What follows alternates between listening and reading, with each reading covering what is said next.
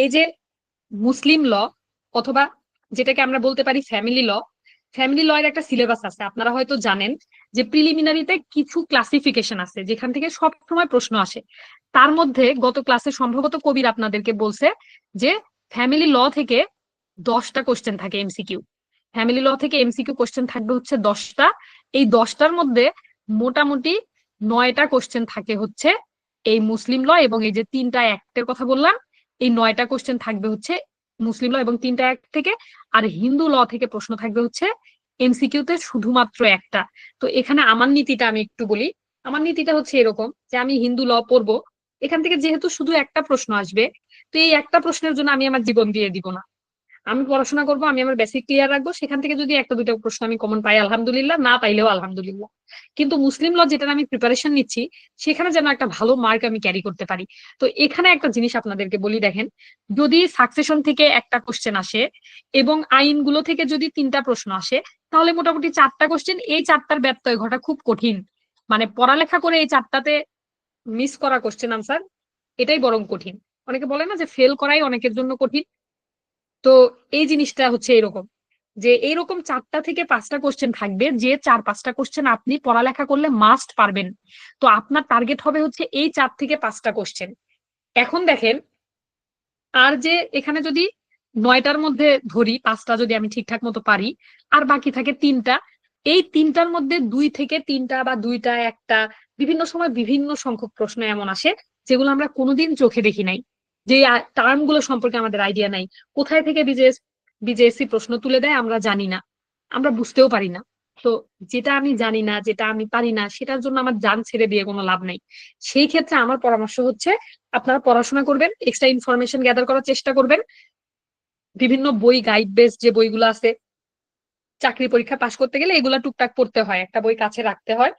তো সেই ক্ষেত্রে আপনারা এই যে আইন পাঠ তো আমাদের আমলে ছিল, এখন অনেক বই দেখি কি জানেন, ল এক্সপার্ট না লিগাল এক্সপার্ট, তারপরে ওই প্রিলি মাস্টার, এই জাতীয় আরো বেশ কিছু বইপত্র বাজারে আছে। তো আপনারা আপনাদের পছন্দসই বই কিনে নিয়েন, এবং এই বইগুলো যখন পড়বেন একটু খেয়াল রেখে পড়বেন, কারণ ছোটখাটো দুই একটা ভুল ত্রুটি অনেক ক্ষেত্রে থাকে।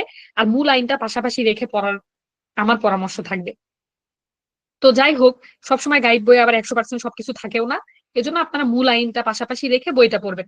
তো এখানে দেখেন, এই যে পুরো মুসলিম আইন বা ফ্যামিলি ল থেকে যে 10টা কোশ্চেন, এর মধ্যে যদি আপনি 7টা কোশ্চেন টার্গেট করেন, 7টা কোশ্চেনের যদি মোটামুটি কারেক্ট আনসার করতে পারেন, সর্বনিম্ন মানে মিনিমাম 7টা, ম্যাক্সিমাম আপনার 8টা হতে পারে, 9টা হতে পারে, এটা ডিপেন্ড করবে কোশ্চেনের উপরে, কোশ্চেন যেবার যেমন হয়। দেখা যাবে খুব বেশি কঠিন প্রশ্ন হলে বেশিরভাগ মানুষই ওইখানে ভুল করার একটা চান্স থাকে। তো আলটিমেটলি আপনি যদি 50-এ পাস মার্ক, সেই 50-এর মধ্যে যদি এখান থেকে 7 সিকিউর করেন, তাহলে আপনার আর কত পেতে হচ্ছে বলেন তো পাস মার্ক তুলতে? 43। 43। তাহলে দেখেন, এই যে 43, এখানে তার মানে একটা শুধুমাত্র পারিবারিক আইন, একটা টপিক যেটা মোটামুটি সহজ, আপনারা সবাই পড়ে আসছেন না।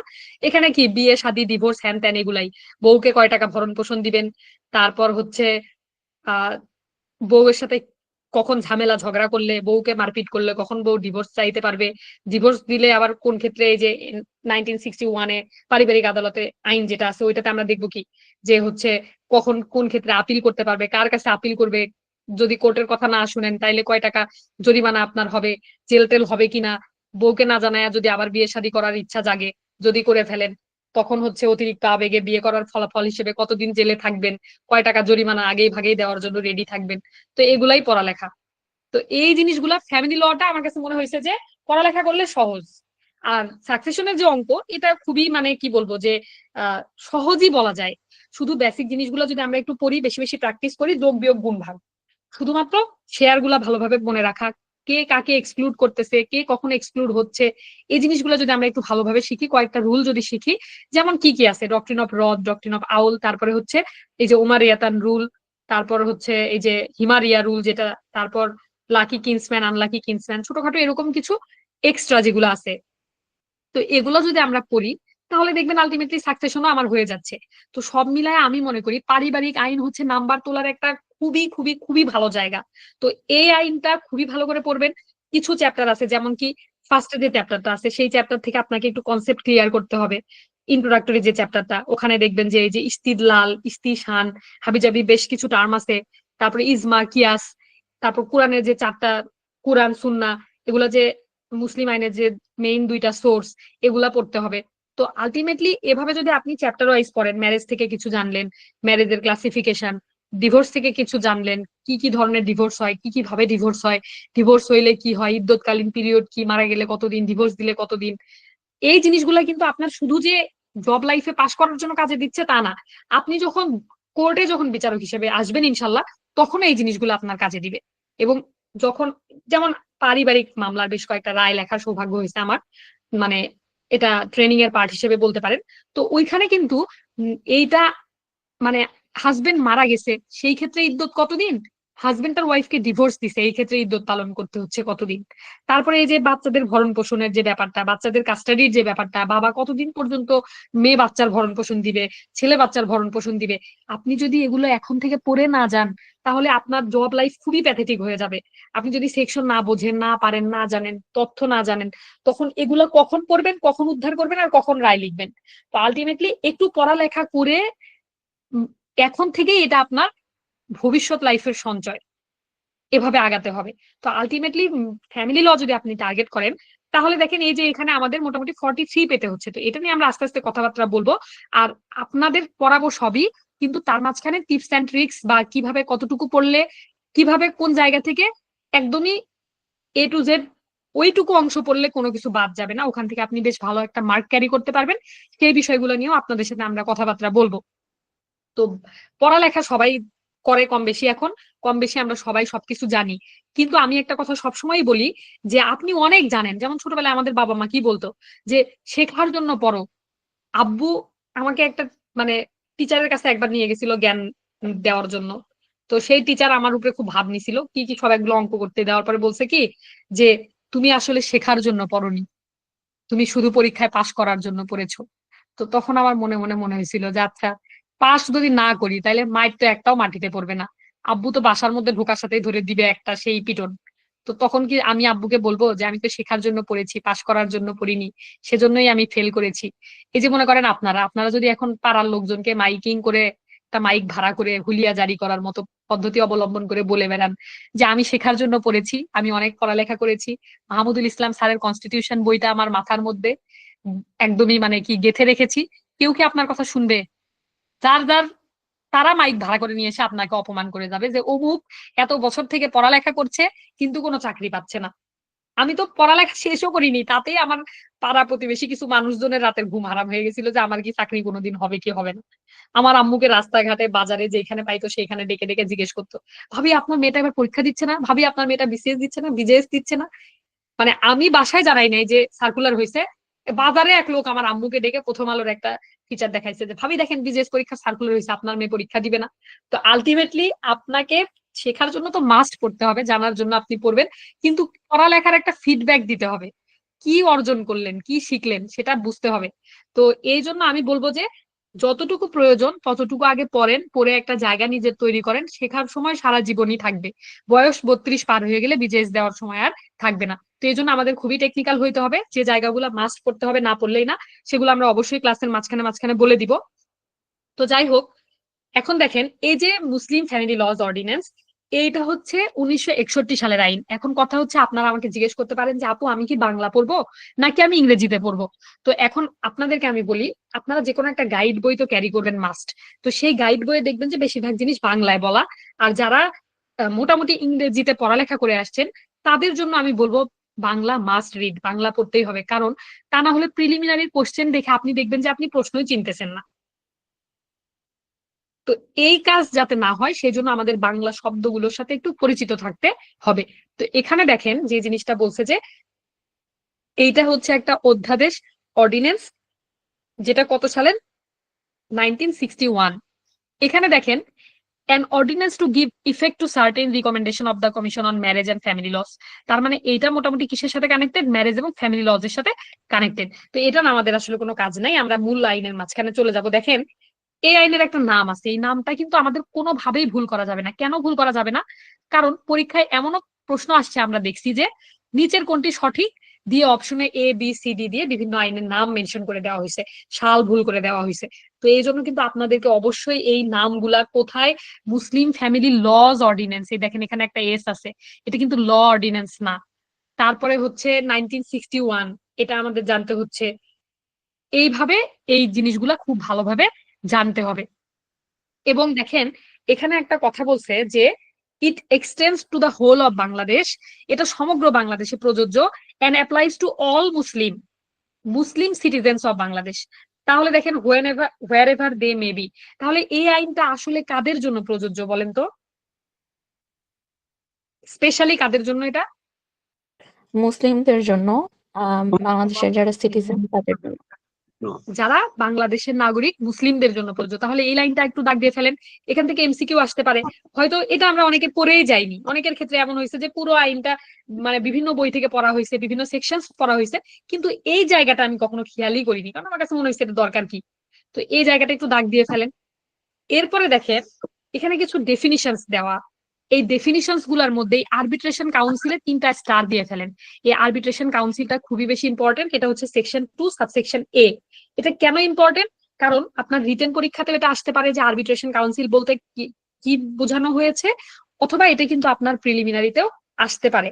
তো এখানে দেখেন আরবিট্রেশন কাউন্সিল বলতে আসলে কি বলা হয়েছে, arbitration council means a body consisting, মানে কি কি নিয়ে কাদের কাদের নিয়ে গঠিত হবে, এই যে দেখেন একটা চেয়ারম্যান থাকতেছে, of the chairman and a representative of each of the parties. তাহলে দেখেন ইচ অফ দ্য পার্টিস মানে প্রত্যেক পক্ষ থেকে একজন করে এখানে হচ্ছে রিপ্রেজেন্টেটিভ থাকছে, to a matter dealt with in this ordinance provided that where any party fails to nominate. দেখেন প্রথমে সুযোগ দেওয়া হলো কি, পার্টি হচ্ছে রিপ্রেজেন্টেটিভ হিসেবে কাউকে নিয়োগ দিবে।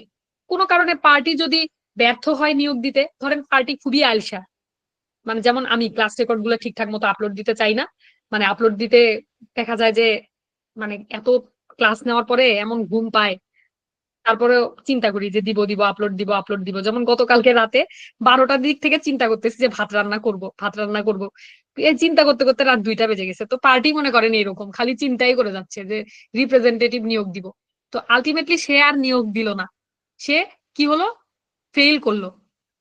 তখন কি হবে দেখেন, বলছে যে যদি any party fails to nominate a representative nominate করতে যদি ব্যর্থ হয়, within the prescribed time the body formed without such representative shall be the arbitration council। তখন কিন্তু ওই রিপ্রেজেন্টেটিভ ছাড়াই আরবিট্রেশন কাউন্সিল ফর্ম হবে। তাহলে দেখেন আরবিট্রেশন কাউন্সিলের মধ্যে কারা কারা থাকতেছে, আরবিট্রেশন কাউন্সিল কি এই জিনিসটা আমাদেরকে একটু ভালো করে পড়তে হবে। এটা এমসিকিউ এর জন্য যেমনটা গুরুত্বপূর্ণ, এটা রিটেনের জন্য খুবই গুরুত্বপূর্ণ। আমার যতদূর মনে পড়ে যে আমার রিটেন পরীক্ষায় এই কোশ্চেনের আনসারটা আমি লিখে আসছিলাম। তো এখানে দেখেন তাহলে আমরা কি বুঝলাম, যে আরবিট্রেশন কাউন্সিল একটা বডি, যেই বডিতে চেয়ারম্যান কয়জন থাকে বলেন তো? One chairman.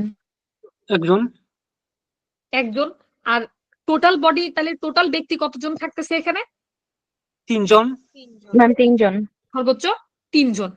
আর কেউ যদি না নিয়োগ দেয় তখন আর কি করা।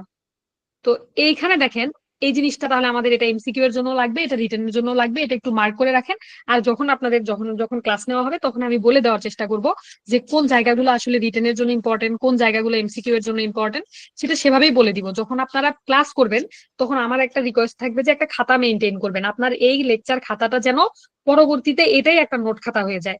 আলাদা করে নোট করতে অনেক সময় ব্যয় হয়, হয়তো এই পরিমাণ সময় সবার হাতে নাও থাকতে পারে, অনেকের নোট করার অভ্যাস নাই। কিন্তু আপনি জাস্ট এই যে যতটুকু পড়ালাম এতগুলো কথা না লিখলেও আপনি এখানে জাস্ট লিখে রাখেন যে আরবিট্রেশন কাউন্সিল। এই যে আমার খাতায় নর্মালি আমি এভাবে লিখতাম, আপনারা অনেকে জিজ্ঞেস করেন যে আপু কিভাবে লেখেন, যেমন সেকশন এখানে ধরেন 2A, এখানে ধরেন আরবিট্রেশন কাউন্সিল, এটা পুরাটা লিখতাম আরবিট্রেশন কাউন্সিল। এখানে হয়তো আমি লিখতাম কি যে মেম্বার, এখানে মেম্বার থাকতেছে হচ্ছে 3 জন, এখানে চেয়ারম্যান থাকতেছে একজন, আর যদি কেউ কোনো মেম্বার নিয়োগ না দেয় তাহলে তাদের বাদ দিয়ে আরবিট্রেশন কাউন্সিল গঠিত হবে। তাইলে দেখেন এই যে হয়ে গেল, এইটুকু জায়গার মধ্যে জাস্ট 3টা লাইন করলে আমার এখানকার পুরো সেকশনটা পড়া হয়ে যাচ্ছে। সেকশনে কি বলছে দেখেন, এখানে কতগুলো শব্দ কতগুলো লাইন, কিন্তু আমি যদি আমার নিজের খাতাটা পড়ি তাহলে এই জায়গাটা আমাকে আর নতুন করে যেতে হচ্ছে না। তো আমার খাতাটা ছিল মেইনলি এরকম, এখন আপনারা নিজেদের মতো করে নিজেদের খাতা রেডি করবেন। আর একটা জিনিস কি দেখেন, এই যে এই খাতাটাতে যখন আপনি নিজে লিখবেন তখন আপনি বুঝতে পারবেন আমার কোনো নোট এবং আমার কোনো খাতা এটা আপনার কোনো কাজে আসবে না আপনি নিজে যদি না পড়াশোনা করেন।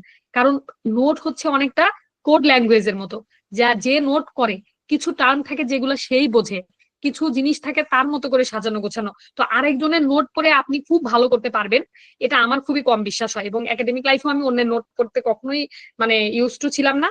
আমরা ফ্রেন্ডরা মিলে যেগুলো নোট করতাম সেগুলো আমরা নিজেরা আবার ব্রিফ দিতাম। আমরা একটা মানে কি বলবো যে গ্রুপে স্টাডি করার মতো বসতাম, বসে যে যার নোট সেটাতে সে তার মতো করে একটু বক্তব্য দিত, ব্রিফ দিত।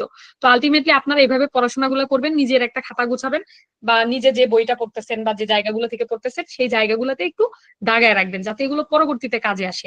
এবং একটা কথা বলে রাখি, প্রিলি পরীক্ষার আগের দিনে আপনার মনে হবে সব যদি একবার চোখের দেখা না দেখে যাই, তাহলে কিন্তু আমি এমসিকিউ ভুলে যাব কোনটা দাগাবো। তো এই জন্য আপনার যদি একটা ছোট খাতা থাকে, একদমই খুবই ইনফরমেটিভ, অল্প জিনিস থাকবে, শর্টকাটে লেখা থাকবে, জাস্ট পাতা উল্টালেই মুসলিম ল আপনি 5 থেকে 10 মিনিটের মধ্যে পুরো পেজটা উল্টে পাল্টে রিভিশন করে ফেলতে পারবেন। তাহলে কিন্তু এটা আপনার জন্য অনেক বেশি কার্যকর।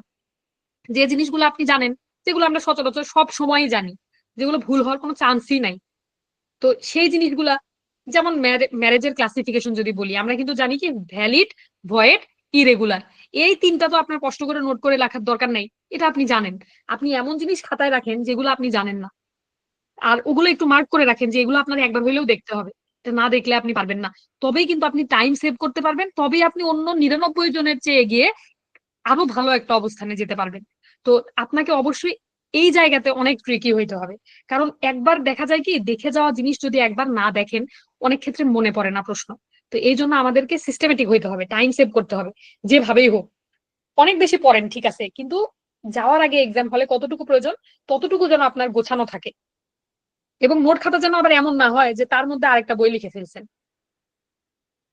আচ্ছা, তো এখন দেখেন এখানে যেটা বলছে যে চেয়ারম্যান বলতে আসলে কাদেরকে বোঝাবে, এটা আসলে ওভাবে লাগে না, তারপরে একটু দেখে নিতে পারেন। চেয়ারম্যান এই যে ইউপি চেয়ারম্যান হতে পারে, পৌরসভা চেয়ারম্যান হতে পারে, তারপরে মিউনিসিপাল কর্পোরেশনের জন্য মেয়র হতে পারে, তারপরে গভর্নমেন্ট যদি হচ্ছে the person appointed by the government in the cantonment area to discharge the function of chairman, cantonment এরিয়াতে সরকার যদি কাউকে নিয়োগ দেয় তাহলে সে হতে পারে। তো যাই হোক, এগুলো আসলে ওইভাবে লাগে না এখানে, এগুলা ওইভাবে লাগবে না এখান থেকে।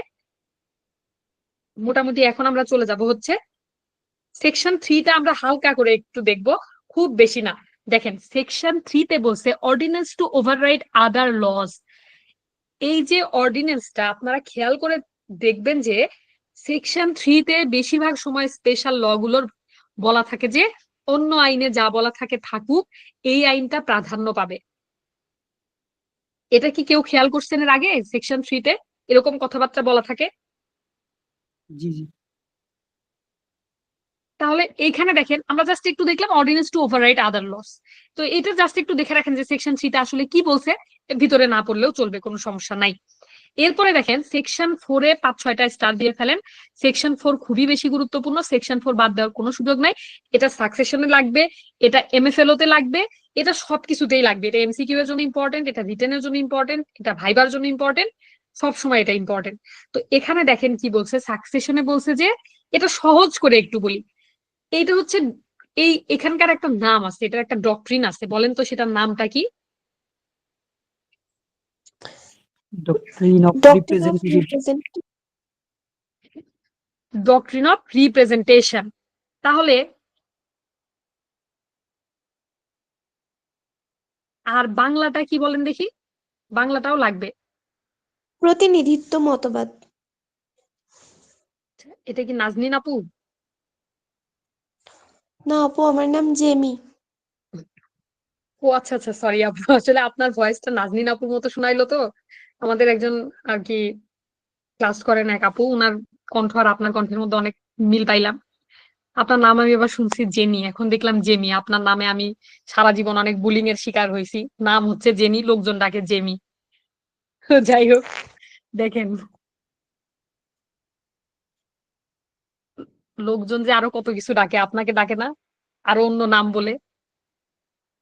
হ্যাঁ আপু, কেউ উচ্চারণই করতে পারে না। নাম রে ভালো সুন্দর একটা নাম রেখেও শান্তি নাই। তো এখানে দেখেন, তাহলে আমরা দেখবো কি যে ডক্ট্রিন অফ রিপ্রেজেন্টেশন, অথবা এটাকে আমরা বলতে পারি কি প্রতিনিধিত্বের মতবাদ। তো এখন দেখেন প্রতিনিধিত্ব জিনিসটা কিরকম, যে কাউকে রিপ্রেজেন্ট করা, তাই না? এখন আমি আগে জিনিসটা সহজভাবে আপনাদেরকে একটু বলি। জেনারেলি আমাদের মুসলিম আইনে কিন্তু ডক্ট্রিন অফ রিপ্রেজেন্টেশনটা আমাদের যে মূল যে ল, সেই লতে কিন্তু ডক্ট্রিন অফ রিপ্রেজেন্টেশন কি মানে এটা কি এক্সিস্ট করে? আপনারা কি জানেন বলেন তো? করে না আপু। এটা কিন্তু আমাদের যে মূল যে আইন, সেই মূল আইনে কিন্তু এটা এক্সিস্ট করে না। তাহলে এটা তাহলে কোথায় থেকে আসছে? এইটা আসছে এই যে অর্ডিন্যান্সের মাধ্যমে, তাই না? অর্ডিন্যান্সের মাধ্যমে। তো এটার বেসিক কথা কি, যে ধরেন যে আগে যেটা হতো, আমরা জানি কি মুসলিম সাকসেশনটা কখন ওপেন হয় বলেন তো?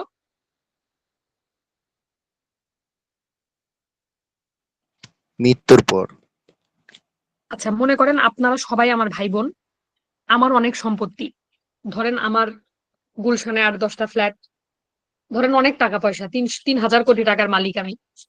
তো এখন কোনো না কোনো ভাবে আপনারা আমার উত্তরাধিকারী, সামহাও যে কোনো ভাবেই হোক। ধরেন আমার নানির নানির ভাইয়ের বোনের আপনি আত্মীয়, এমনি ধরেন আপনারা আমার উত্তরাধিকারী, কথার কথা। তো এখন আপনারা সবাই আশায় বসে আছেন যে আপুর যাবতীয় সকল সম্পত্তির মালিক আমরা। তো এখানে একটা জিনিস আপনাদেরকে একটা মজার গল্প বলি। আমার একটা ছোট ভাই আছে, আপনারা হয়তো অনেকেই জানেন। তো আমার ছোট ভাই অনেক উল্টাপাল্টা অকাম করে সব সময়, ছোট তো।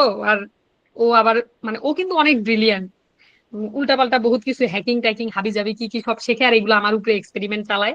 মাঝে মাঝে হ্যাকিং এর কি সব কোর্স করে আমার আইডির উপরে অ্যাটাক দিয়ে আমার আইডি ব্লক করে দিয়ে বসে থাকে, আমার বোনের আইডি ব্লক করে দিয়ে বসে থাকে। গতকালকে রাতে সে হচ্ছে একটা কি জানি ব্ল্যাক হ্যাট হ্যাকারস এর কি একটা কোর্স করে একটা নাম্বার ক্লোন করা শিখছে। তো সে হচ্ছে আমাকে মানে কল দিচ্ছিল অন্য আরেকটা নাম্বার ক্লোন করে, রাতে খালি বারবার নক দিচ্ছে 12টার দিকে, যে জেনি আপু জেগে আছো, জেগে আছো। এখন ভাবলাম কি ব্যাপার, এর সমস্যা কি? এ মনে হয় টাকা পয়সা কিছু চাইবে নাকি, কোনো হয়তো ঝামেলা হয়েছে, বলতে চাচ্ছে বলতেও পারছে না, আগে মুড বুঝতেছে যে আমার কি অবস্থা। রাতে একবার কয়েকবার ফোন দিছে, দেখলাম একটা সিঙ্গাপুর একটা নাম্বার থেকে কল আসছে। তো আমি বুঝতেছি না আসলে কে কল দিচ্ছে, তারপরে দেখি কবিরের নাম্বার থেকে কল আসতেছে। তো আমি আর ফোন টোন ধরি নাই। তো পরে রাতে 4টার দিকে দেখি আবার মেসেজ দিচ্ছে যে তুমি কি ঘুমায় গেছো। পরে দেখি একটু পরে দেখি কল আসছে, সে বুঝছে যে আমি জাগা, অনলাইনে দেখছে সেহরি করার সময় উঠে। তারপরে সে কল দিয়ে এখন ভাব নেওয়ার চেষ্টা করতেছে যে সে অন্য আরেকজন মানুষ আমাকে কল দিছে। তা আমি তো কণ্ঠ শুনে বুঝে গেছি, দিছি একটা ঝাড়ি। দেওয়ার পরে সে আমাকে বলতেছে কার নাম্বার থেকে কল গেছে বলো তো। পরে বললাম যে এরকম এই নাম্বার থেকে কল আসছে, এটাই তো শুনতে চাচ্ছিলি তুই। আমি আগে ওর ভাবসাব বুঝে গেছি যে এই নতুন কিছু একটা, কোনো একটা ভেজাল টাজাল কিছু শিখছে, এখন সেটা আমার উপরে এক্সপেরিমেন্ট চালাচ্ছে। তারপরে সে আমাকে বলতেছে কি যে এখন আমি তোমাকে আমার তোমার নাম্বার থেকেও কল দিতে পারবো, এটাই ম্যাজিক। পরে একটা ঝাড়ি টাড়ি দিছি, দিয়ে ফোন রেখে দিছি। তো সে আমাকে মেসেজ দিছে তুমি ব্যাপারটা বুঝলা না। তো ও যে কাজটা করতো ছোটবেলায়, যখন আমার অনেক টাকা পয়সা, তখন তো কয়েন টাকা ছিল, অনেক টাকা পয়সা বলতে আবার আপনারা ভাবিয়েন না কোটিপতি আমি। তখন কয়েন টাকা ছিল, রিক্সা ভাড়া বাঁচাইতাম 2 টাকা 4 টাকা। তারপর মনে করেন যে আব্বু টিফিনে টাকা দিত 10 টাকা, তার মধ্যে 2-4 টাকা সেভ করে করে একটা বক্স ভর্তি আমার অনেকগুলা টাকা হয়েছিল। তো মাটির ব্যাংকে টাকা জমাইতাম, ওর ব্যাংক থেকে আবার চুরি টুরি করতাম। তো ওর একটা খুব স্বপ্ন ছিল যে জেনি আপু যখন বাইরে চলে যাবে, তখন ওর সমস্ত সম্পত্তি আমার হয়ে যাবে। মানে আমার পড়ার টেবিল, আমার আলমারি, আমার বুকশেলফ, সবকিছু ওর হয়ে যাবে। তো ও আমাকে চিঠি লিখতো যে তুমি যখন মরে যাবা, তখন এগুলো সব আমার হয়ে যাবে। তো দেখেন, আমার মরার জন্য ওয়েট করতে হয়, এখনো চিঠিগুলো আছে কিছু কিছু আমার কাছে। তখন লিখতো যে তুমি মরে গেলে তোমার টাকাগুলো আমাকে দিয়ে যেও, আমি সেটা দিয়ে হরলিক্স খাবো। আবার আমাকে একটা চিঠি লিখছিল, আমি যখন ভার্সিটিতে ভর্তি হয়ে যখন আসি, তখনও একটা চিঠি লিখছিল আমাকে যে তুমি তো শুধু মনে করো আমি তোমাকে একটুও ভালোবাসি না। তোমার জন্মদিনের উপহার একটা কলম কিনছিল 15 কি 20 টাকা দিয়ে, ওইটা এখনো আমার মানে ট্রাঙ্কের মধ্যে রাখা, ভার্সিটি লাইফের। তো এগুলো মাঝে মাঝে দেখি। তো দেখেন আমার ভাই সেও বুঝছে যে মরার আগে জেনিয়াপুর প্রপার্টি গুলো আমি পাচ্ছি না। তো এই যে বিষয়টা সাকসেশনের, মৃত্যুর পরে সাকসেশন ওপেন হয়। তো এখন ধরেন যে, ধরেন রহিমকে সবসময় মেরে ফেলি আমরা। তো কেউ রহিম নামক থেকে থাকলে মাফ করে দিয়েন আমাকে। তো ধরেন রহিম খুবই ভদ্র একটা লোক, রহিমের বাবা হচ্ছে করিম, সাধারণত করিম হয় রহিমের ভাই, তাই না সব জায়গায়। তাহলে করিম হচ্ছে বাবা, রহিম হচ্ছে ছেলে। এখন ধরেন রহিমের ছেলের নাম হচ্ছে যদু। তো এখন দেখেন, রহিমের বাবা যখন বেঁচে আছে, এই সময়ে যদি রহিম মারা যায়, রহিমের বাবা বেঁচে আছে কিন্তু মারা গেছে রহিম, তাহলে দেখেন তো এই রহিমের যে সম্পত্তি যদি কিছু নাও থাকে সেটা পরের কথা, রহিমের যে সম্পত্তি এখানে কার কার সাকসেশন ওপেন হলো বলেন তো? রহিম রেখে গেছে ওর বাবা এবং ওর ছেলেকে, তাহলে সাকসেশন কার কার ওপেন হলো? দুজনেরই। দুজনেরই। রহিমের বাবা এবং রহিমের ছেলের সাকসেশন ওপেন হলো, কারণ রহিম মারা গেছে, রহিমের উত্তরাধিকারী এরা। তাহলে দেখেন, এখন রহিম মারা যাওয়ার পরে রহিম কি ওর বাবার সম্পত্তিটার অংশগ্রহণ করলো?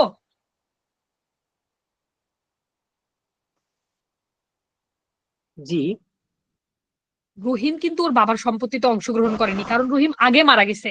ওর বাবা যদি আগে মারা যেত তাইলে রহিমের সাকসেশন ওপেন হতো, কিন্তু যেহেতু ওর বাবা আগে মারা যায়নি, রহিম আগে মারা গেছে, যার জন্য রহিমের সাকসেশন ওপেন হওয়ার আগেই কিন্তু রহিমের যে মানে কি বলবো যে ওর বাবা জীবিত ছিল, যার জন্য ও তার আগেই চলে গেছে, ও আর কোনো সম্পত্তি পেল না।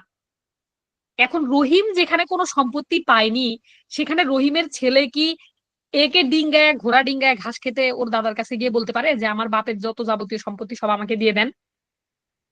মুসলিম আইন কি বলে বলেন তো? হ্যাঁ, মুসলিম এটা তো আইনে কম পাবে বেশি না সবাই আপু। জানেন। হ্যাঁ, মুসলিম আইন বলতেছে যে সাকসেশন ওপেন যেহেতু হয়নি, এটা একটা ব্রিজের মতো কাজ করবে। যদু যাবে ওর বাপ রহিমের মাধ্যমে, রহিম যাবে ওর বাবা করিমের মাধ্যমে, তাই না? তো যেহেতু এই সিকুয়েন্সটা ব্রেক হয়ে গেল, তো মাঝখানে ব্রিজটা ভেঙে গেল, এই যে রহিম মারা গেছে, তো যদু কিন্তু ওর দাদা করিম পর্যন্ত আর যেতে পারতেছে না। তো এইখানে দেখেন, এই সমস্যাটা থেকে উত্তরণের জন্য আমরা কি করলাম, এই যে 1961-এর যে ডক্ট্রিন অফ রিপ্রেজেন্টেশন, মানে যদু এখানে ওর বাপকে রিপ্রেজেন্ট করবে, রহিমকে রিপ্রেজেন্ট করবে, তখন যদু বলবে কি যে এই মুসলিম ফ্যামিলি লজ অর্ডিন্যান্স 1961-এর সেকশন 4 অনুযায়ী এমন ভাবে আমি আমার বাবার সম্পত্তি পাবো যেন আমার বাবা বেঁচে ছিল, আমার বাবা আমার দাদার কাছ থেকে যে সম্পত্তিটা পাবে সেই সম্পত্তিটা, সেই সমপরিমাণ সম্পত্তিটা আমি পাবো। এটা কি বুঝতে পারছেন আপনারা? তাহলে মুসলিম আইন জি অনুযায়ী আপু। যদু কিছুই পাচ্ছে না, কিন্তু সাকসেশন অনুযায়ী মানে ডক্ট্রিন অফ রিপ্রেজেন্টেশন অনুযায়ী কিন্তু যদু ওর বাবাকে রিপ্রেজেন্ট করে ওর বাবা যতটুকু সম্পত্তি পেত সেই জিনিসটা পাচ্ছে। আচ্ছা, তাহলে দেখেন এখানে দুইটা টার্ম আসবে, একটা হচ্ছে পার স্ট্রাইপস, একটা হচ্ছে পার স্ট্রাইপস, আরেকটা হচ্ছে পার ক্যাপিটা, আরেকটা হচ্ছে পার ক্যাপিটা। দেখেন এইখানে একটা বিষয় আছে, পার স্ট্রাইপস এর বাংলা হচ্ছে অংশ পিছু, আর পার ক্যাপিটার বাংলা কি?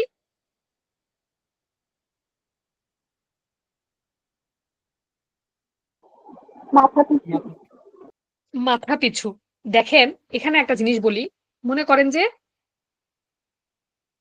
আপনারা তিন ভাই বোন, আপনারা তিন ভাই বোন, ববি আগে ছোটবেলায় আমাদেরকে নিয়ে এরকম করে ছবি আঁকাইতো, আমার মাথায় এরকম দুই তিনটা চুল, কারণ ও তো ছোট, ওর মাথায় কোনো চুল নাই। এটা হচ্ছে এরকম ওর খাতার মধ্যে আগে, এগুলা শুধু নিজের খাতায় না, এগুলো আমার যে স্কুলের খাতা সেগুলা তো এভাবে আঁকায় রাখতো, তার বোনদেরকে আবার সে লিপস্টিকও দিয়ে দিত। তো মনে করেন যে এরকম তিনটা চারটা মাথা, ধরেন এরকম তিনটা চারটা মাথা, ধরেন আরো একটা মাথা। দেখেন এখানে যদি আমরা ধরেন আমরা 8 টাকা এখানে ভাগ করব, এখানে আমরা 8 টাকা ভাগ করব মাথা পিছু, তাহলে সবার ভাগে কয় টাকা করে যাবে? 2 টাকা। 2 টাকা। তাহলে এ পাবে 2 টাকা, এ পাবে 2 টাকা, এভাবে সবাই কিন্তু 2 টাকা করে পাবে। তার মানে যে কয়টা মাথা, সেই কয়টা মাথা অনুযায়ী সম্পত্তিটা ভাগ হইলো, মানে মাথা অনুযায়ী প্রপার্টিটা তারা পাচ্ছে মাথা পিছু। যে কয়জন মানুষ সেই কয়জনকে মানে আমরা মোটামুটি সমানভাবে দিয়ে দিচ্ছি ভাগটা। এখন দেখেন, যদি আমরা বলি যে এখানে ধরেন এক্স একজন ব্যক্তি, ওয়াই একজন ব্যক্তি, ওয়াই এর একটাই সন্তান, ওয়াই এর সন্তান হচ্ছে এ, এক্স এর তিনটা সন্তান হচ্ছে এরা তিনজন। তাহলে দেখেন তো, ধরেন যে এক্স এবং ওয়াই এর বাবা হচ্ছে জেড, এক্স এবং ওয়াই এর বাবা ছিল জেড, তাহলে দেখেন জেড এর যে প্রপার্টি, জেড এর যদি 10 টাকা থাকে, জেড এর যদি 10 টাকা থাকে, তাহলে জেড এর যে দুই ছেলে কে কয় টাকা পাবে? এক্স এবং ওয়াই 5 5 5। টাকা করে। 5 টাকা করে পাবে। তাহলে এক্স পাবে 5 টাকা, ওয়াই পাবে 5 টাকা। তাহলে দেখেন এখন এই যে এরা তিনজন মিলে কয় টাকা পাবে তাহলে ওর বাপকে রিপ্রেজেন্ট করে? 5 টাকা। তিনজন মিলে পাবে 5 টাকা, আর ওয়াই একাই পাবে 5 টাকা। এই জিনিসটা হচ্ছে অংশ পিছু। বুঝতে পারছেন কি সবাই কিছুটা হলেও? জি আপু। যদি 4 জনকে আমরা ভাগ করে দিতাম 10 টাকা, 4টা মাথা কাউন্ট করে সমানভাবে, তাহলে সেটা হতো মাথা পিছু। আর যেহেতু এখানে অংশ অনুযায়ী ভাগ করতেছি, এই জিনিসটার হচ্ছে টার্মটা হচ্ছে কি পার স্ট্রাইপস। তাহলে পার স্ট্রাইপস আর পার ক্যাপিটাল বিষয়টা আমরা বুঝলাম।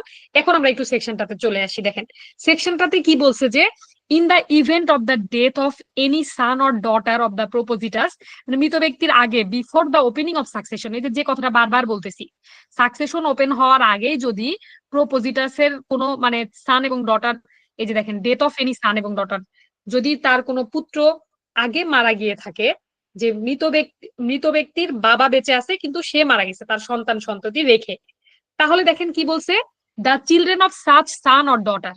এই যে দেখেন এই জায়গাটাতে আমরা চলে আসি, আবার একটু উদাহরণটা দেখি। দেখেন এখানে জেড হচ্ছে জেড হচ্ছে বাবা, জেড হচ্ছে দাদা, এক্স ওয়াই হচ্ছে তার 2 ছেলে, মানে এদের বাবা, এই 4টা কার্টুনের বাবা। তো দেখেন এখানে এক্স আর ওয়াই যদি আগে মারা গিয়ে থাকে, তাহলে জেড কে মানে জেড এর কাছ থেকে প্রপার্টি, জেড এর মৃত্যুর পরে এই যে 4টা কার্টুন এরা ওদের বাপকে রিপ্রেজেন্ট করে, তারপরে কিন্তু এরা হচ্ছে চিলড্রেন, এরা প্রপার্টিটা পাচ্ছে। তো এখানে দেখেন কি বলছে, যে যদি কোনো ব্যক্তির মানে সন্তান তার আগে মারা যায়, ধরেন যে আমার দাদা মারা যাওয়ার পরে কি হয়েছে, আমার বাবা সেই সম্পত্তিতে অংশগ্রহণ করছে, কিন্তু আমার বাবা সম্পত্তিটা পাইছে, প্রপার্টিটা তার উপরে ভেস্ট হয়েছে। এখন আমার বাবা যখন জীবিত, চাইলেই তো আর আমি ওই প্রপার্টি পাবো না। এখন মনে করেন আমি আগেই মারা গেলাম, আমার বাবার আগে আমি মারা গেলাম, তখন কি হবে, আমার যদি সন্তান থাকে, আমার যদি চিলড্রেন থাকে, তাহলে তারা তখন কি করবে, আমাকে রিপ্রেজেন্ট করে তাদের নানার সম্পত্তি থেকে সাকসেশন ওপেন হওয়ার পরে অংশ পাবে, তাই তো? তো এখানে দেখেন কি বলছে, if any living at the time of the opens, মানে সাকসেশনটা যখন ওপেন হলো তখন যদি নাতি নাতনি জীবিত থাকে, মানে সহজ কথাই হচ্ছে দাদা তার ছেলে আগেই মারা গেছে, দাদা মারা যাওয়ার আগে তার ছেলে মারা গেছে, নাতি নাতনি রেখে গেছে। তো নাতি নাতনিরা কি করবে, ওদের বাপকে রিপ্রেজেন্ট করে ও দাদার কাছ থেকে সম্পত্তি পাবে। এখানে বলছে কি যে shall per stirpes receive a share equivalent to the share which such son or daughter as the case may be would have received if alive. মানে ওই সন্তানটা যদি জীবিত থাকতো, মানে এই যে দেখেন এখানে আমরা দেখলাম কি যে এক্স এবং ওয়াই যদি বেঁচে থাকতো, তাহলে এক্স পেতো 5 টাকা, ওয়াই পেতো 5 টাকা, এদের বাচ্চারা এদের বাপকে রিপ্রেজেন্ট করে সেই 5 5 10 টাকা নিয়ে চলে গেল। মানে এমন ভাবে এটার ডিস্ট্রিবিউশনটা হবে পার স্ট্রাইপস, যে তাদের বাপ যদি বেঁচে থাকতো তাহলে তারা তাদের বাপকে তারা রিপ্রেজেন্ট করে সেখান থেকে সেই অনুযায়ী কিন্তু সম্পত্তিতে অংশগ্রহণ করতো, সেই সেই অনুযায়ী তারা সম্পত্তিতে অংশ পাবে। তাহলে দেখেন এখানে তারা, আমরা যদি এখানে একটু খেয়াল করি যে এই যে সেকশন 4-এ এখানে কিভাবে সম্পত্তিটা ভাগ হয়, পার স্ট্রাইপস নাকি পার ক্যাপিটা, মাথা পিছু নাকি অংশ পিছু? মাথা ক্যাপিটাল। তাহলে এখানে অংশ পিছু ভাগ হচ্ছে। আর এটা এখানে মানে রিপ্রেজেন্ট করতেছে কাকে, ওই সন্তানগুলো তাদের বাবা অথবা মাকে রিপ্রেজেন্ট করে তাদের যে শেয়ার তারা কিন্তু সেটাই পাচ্ছে।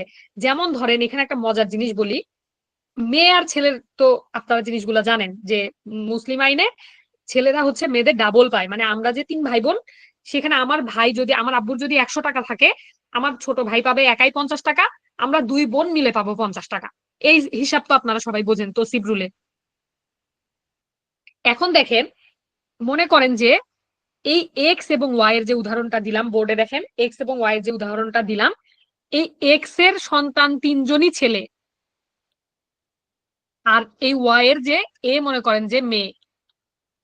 এখন এই মেয়ে হওয়া সত্ত্বেও একাই 5 টাকা নিয়ে যাচ্ছে, কেন নিয়ে যাচ্ছে বলেন তো? একাই কিভাবে মেয়ে হওয়া সত্ত্বেও 5 টাকা নিয়ে যাচ্ছে? এখানে যেহেতু অংশ কিছু ভাগ হচ্ছে তার সেখানে বাবাকে সে কারণে হ্যাঁ, কারণ ও তার বাবাকে রিপ্রেজেন্ট করতেছে, যতই নাতনি হোক সে তার বাবাকে রিপ্রেজেন্ট করতেছে। এখানে যদি আমরা পিওর মুসলিম ল ফলো করি, তাহলে এসডি কতটুকু পাবে, এসডির শেয়ার কতখানি? কিছুই পাবে না। এসডির শেয়ার কিন্তু 1/6, তাই না? পিওর মুসলিম ল যদি আমরা ফলো করি, এসডি কিন্তু শেয়ার। আর এটা নিয়ে এখন কথা বলবো না, এটা সাকসেশন যখন ক্লাস নিব তখন পড়াবো। সান্স ডটার কিন্তু 1/6 পায় যদি একজন ডটার থাকে তার সাথে। তো এখানে দেখেন 1/6 নর্মালি তার শেয়ার হতে পারতো, কিন্তু এখানে সে তার বাবাকে রিপ্রেজেন্ট করবে ডকট্রিন অফ রিপ্রেজেন্টেশন অনুযায়ী। 1961 এর পরে আসলেই তাকে কিন্তু আমাদের এভাবে অংশ দিতে হবে, মানে সে তার বাবা যতটুকু পাইতো তার বাবাকে রিপ্রেজেন্ট করে সেই ক্যাপাসিটি অনুযায়ী মোটামুটি সম্পত্তিতে অংশগ্রহণ করবে। তো যাই হোক, এই হচ্ছে ডক্ট্রিন অফ সাকসেশনের মানে সরি ডক্ট্রিন অফ রিপ্রেজেন্টেশনের কাহিনী। সাকসেশনে এই জিনিসটা আমাদের অনেক কাজে আসবে, এটা থেকে অনেক কোশ্চেন হয়, এটা অনেক বেশি গুরুত্বপূর্ণ, এটা আপনারা একটু পড়ে রাখবেন। আচ্ছা, এখন আমরা চলে যাই হচ্ছে পলিগ্যামিতে। দেখেন পলিগ্যামি মানে কি বলেন, আপনাদের স্বপ্নের পলিগ্যামি, বাংলাদেশের মানুষজনের খালি বহুবিবাহ। মানে কি বলবো যে ড্রিম সেকশন হওয়া উচিত এটা, কিন্তু এটা পড়ার পর তো মনটা যাবে ভেঙে, তখন ভালো লাগবে না। যাই হোক, দেখেন পলিগ্যামির কাহিনী হচ্ছে কি, নো ম্যান, প্রথম লাইনটাই কষ্ট পাওয়ার মতো একটা লাইন, মনটা ভেঙে গেল অনেকেরই। সুন্নতি বিবাহ করা আর হচ্ছে না, তো আইনটা একটু কি বলবো যে লোকজনের স্বপ্ন ভঙ্গ করে দিয়েছে। এখানে কি বলছে দেখেন, নো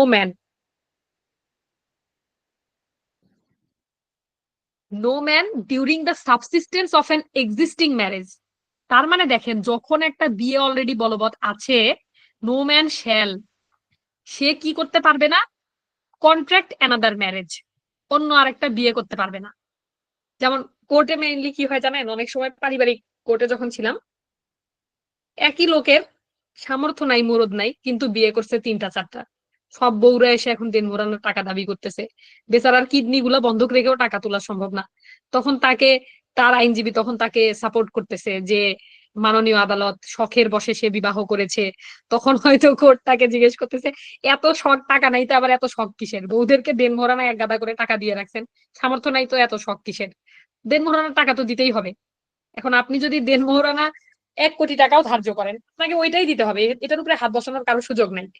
তো এই জন্য দেন মোহরানার ব্যাপারগুলোতে আমাদের সতর্ক হওয়া উচিত। তো এখানে দেখেন কি বলছে যে নো ম্যান, মানে যখন একটা এক্সিস্টিং ম্যারেজ থাকবে সেই সময়টাতে কি হবে, অ্যানাদার ম্যারেজ কন্ট্রাক্ট করতে পারবে না।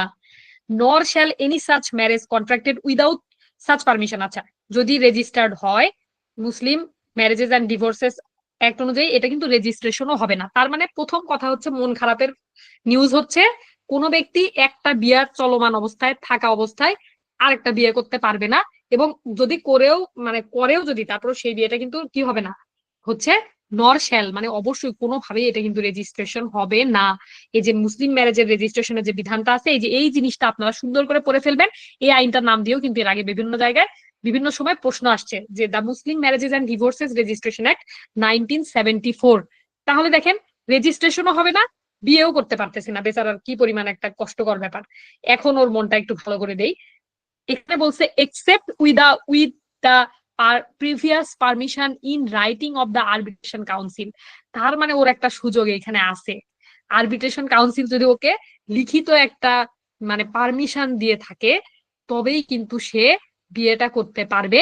এবং ওই পারমিশন নিয়ে যদি সে বিয়েটা করে, তাহলে তার সেই সেকেন্ড ম্যারেজটা কিন্তু রেজিস্ট্রেশনও করা যাবে। এখন দেখেন, যার এরকম শখ হয়েছে সে এখন কি করবে, বলছে যে an application for permission under subsection 1 shall be submitted to the chairman। তাহলে চেয়ারম্যানকে আপনার একটা অ্যাপ্লিকেশন দিতে হবে যে আমার মনে অনেক রং লেগেছে, আমি আরেকটা বিবাহ করিতে চাই, যে আমার জীবনে অশান্তি কম হয়েছে, আরো 2-4 জনকে নিয়ে আসতে হবে, আরেকটা বিবাহ করতে চাই, সে একটা অ্যাপ্লিকেশন ধরেন দিবে, together with the prescribed fee, এখানে একটা ফি থাকবে, সেই ফিটা দিতে হবে। And shall state the reasons, এমনি এমনি বিয়ে করবেন, কোনো যৌক্তিক কারণ নাই, আপনাকে কারণ দর্শাতে হবে। For the proposed marriage and whether the consent, এই যে দেখেন এইখানে আসবে আসল ব্যক্তির কনসেন্ট। তো কনসেন্ট কি আপনি নিয়েছেন কিনা, প্রথমত এক্সিস্টিং ওয়াইফের কনসেন্ট নিয়েছেন কিনা, আবার আপনি যদি আগেই সুন্নতি বিবাহ করে 4-5টা ওয়াইফ নিয়ে বসে আছেন, তাদের কনসেন্ট নিয়েছেন কিনা। ওই অ্যাপ্লিকেশনে কিন্তু এটাও থাকতে হবে যে আমার বউ বা আমার বউদের কনসেন্ট নিয়ে আমি এখানে এসেছি। তারপরে দেখেন কি বলছে, যে অ্যাপ্লিকেশনটা যখন চেয়ারম্যান যখন অ্যাপ্লিকেশনটা রিসিভ মানে করলো, রিসিভ করার পরে কি হবে, the chairman shall ask the applicant, যে দরখাস্তকারী তাকে জিজ্ঞেস করবে এবং তার এক্সিস্টিং ওয়াইফকে জিজ্ঞেস করবে, অথবা একাধিক স্ত্রী থাকলে তাদেরকে জিজ্ঞেস করবে, টু নমিনেট এ রিপ্রেজেন্টেটিভ, তাদেরকে বলবে আপনারা রিপ্রেজেন্টেটিভদের নমিনেট করেন, and the arbitration council so constituted. এই যে দেখেন আরবিট্রেশন কাউন্সিলের ওই যে কোথায় পড়ে আসলাম, সেকশন কততে ছিল বলেন তো, সেকশন 2.2 সেকশন 2 সাবসেকশন এ তে ছিল, তাই না? ওখানে ওই যে আরবিট্রেশন কাউন্সিল এখানে কনস্টিটিউটেড হলো, হওয়ার পরে কি হলো, if satisfied that the proposed marriage is necessary and just, যদি সে প্রয়োজন, যদি মনে করে যে না প্রপোজড ম্যারেজটা আসলে প্রয়োজন অথবা এটা আসলেই মানে লিগালি এটা একটা জাস্টিফাইড গ্রাউন্ড আছে, তাহলে ওই যে এই অ্যাপ্লিকেশনের বেসিসে চেয়ারম্যান কি করতে পারবে, grant subject to such condition if any as may be deemed fit the permission, তাহলে পারমিশন দিতেও পারে। এখন মনে করেন যে অ্যাপ্লিকেশনে আপনি ছোটবেলায় আমরা কি করতাম, স্কুলে ছুটির অ্যাপ্লিকেশন করতাম না, তো বড়বেলায় যে বিয়ের অ্যাপ্লিকেশন করবেন সেই গ্রাউন্ড কিন্তু জাস্টিফাইড গ্রাউন্ড হইতে হবে, তবেই আপনার এটা উনি অ্যাকসেপ্ট করবেন, তাছাড়া করবেন না। এখন দেখেন তাহলে ওইখানে কাহিনী চলে গেল, বিয়ে করতে চাইলে কি কি করতে হবে এটা বুঝলেন। 4 নম্বরে কি বলছে, in deciding the application the arbitration council shall record it's reason for the decision. তো আরবিট্রেশন কাউন্সিল একটা সিদ্ধান্ত তো দিবে, হয় আপনার পক্ষে দিবে না হয় আপনার বিপক্ষে দিবে, তখন তাকে কি করতে হবে, এই যে শ্যাল রেকর্ড, তার মানে এইখানে এই যে রেকর্ড করার যে বিষয়টা, সেটা কি ইচ্ছা, যা ইচ্ছা তাই করবে চেয়ারম্যান নাকি বাধ্যতামূলক বলেন তো? বাধ্যতামূলক। তাহলে এটা বাধ্যতামূলক। and any party may in the prescribed manner within the prescribed period and on payment of the prescribed fee prefer an application for revision। তাহলে দেখেন কোন পক্ষ যদি তার ওই আদেশ দ্বারা সংক্ষুব্ধ হয়, তাহলে সেই সংক্ষুব্ধ পক্ষের প্রতিকার কি,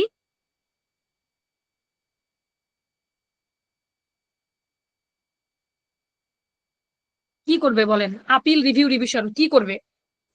রিভিশন রিভিশন করবে। তাহলে রিভিশন করবে, কার কাছে রিভিশন করবে? অ্যাসিস্ট্যান্ট জাজের কাছে।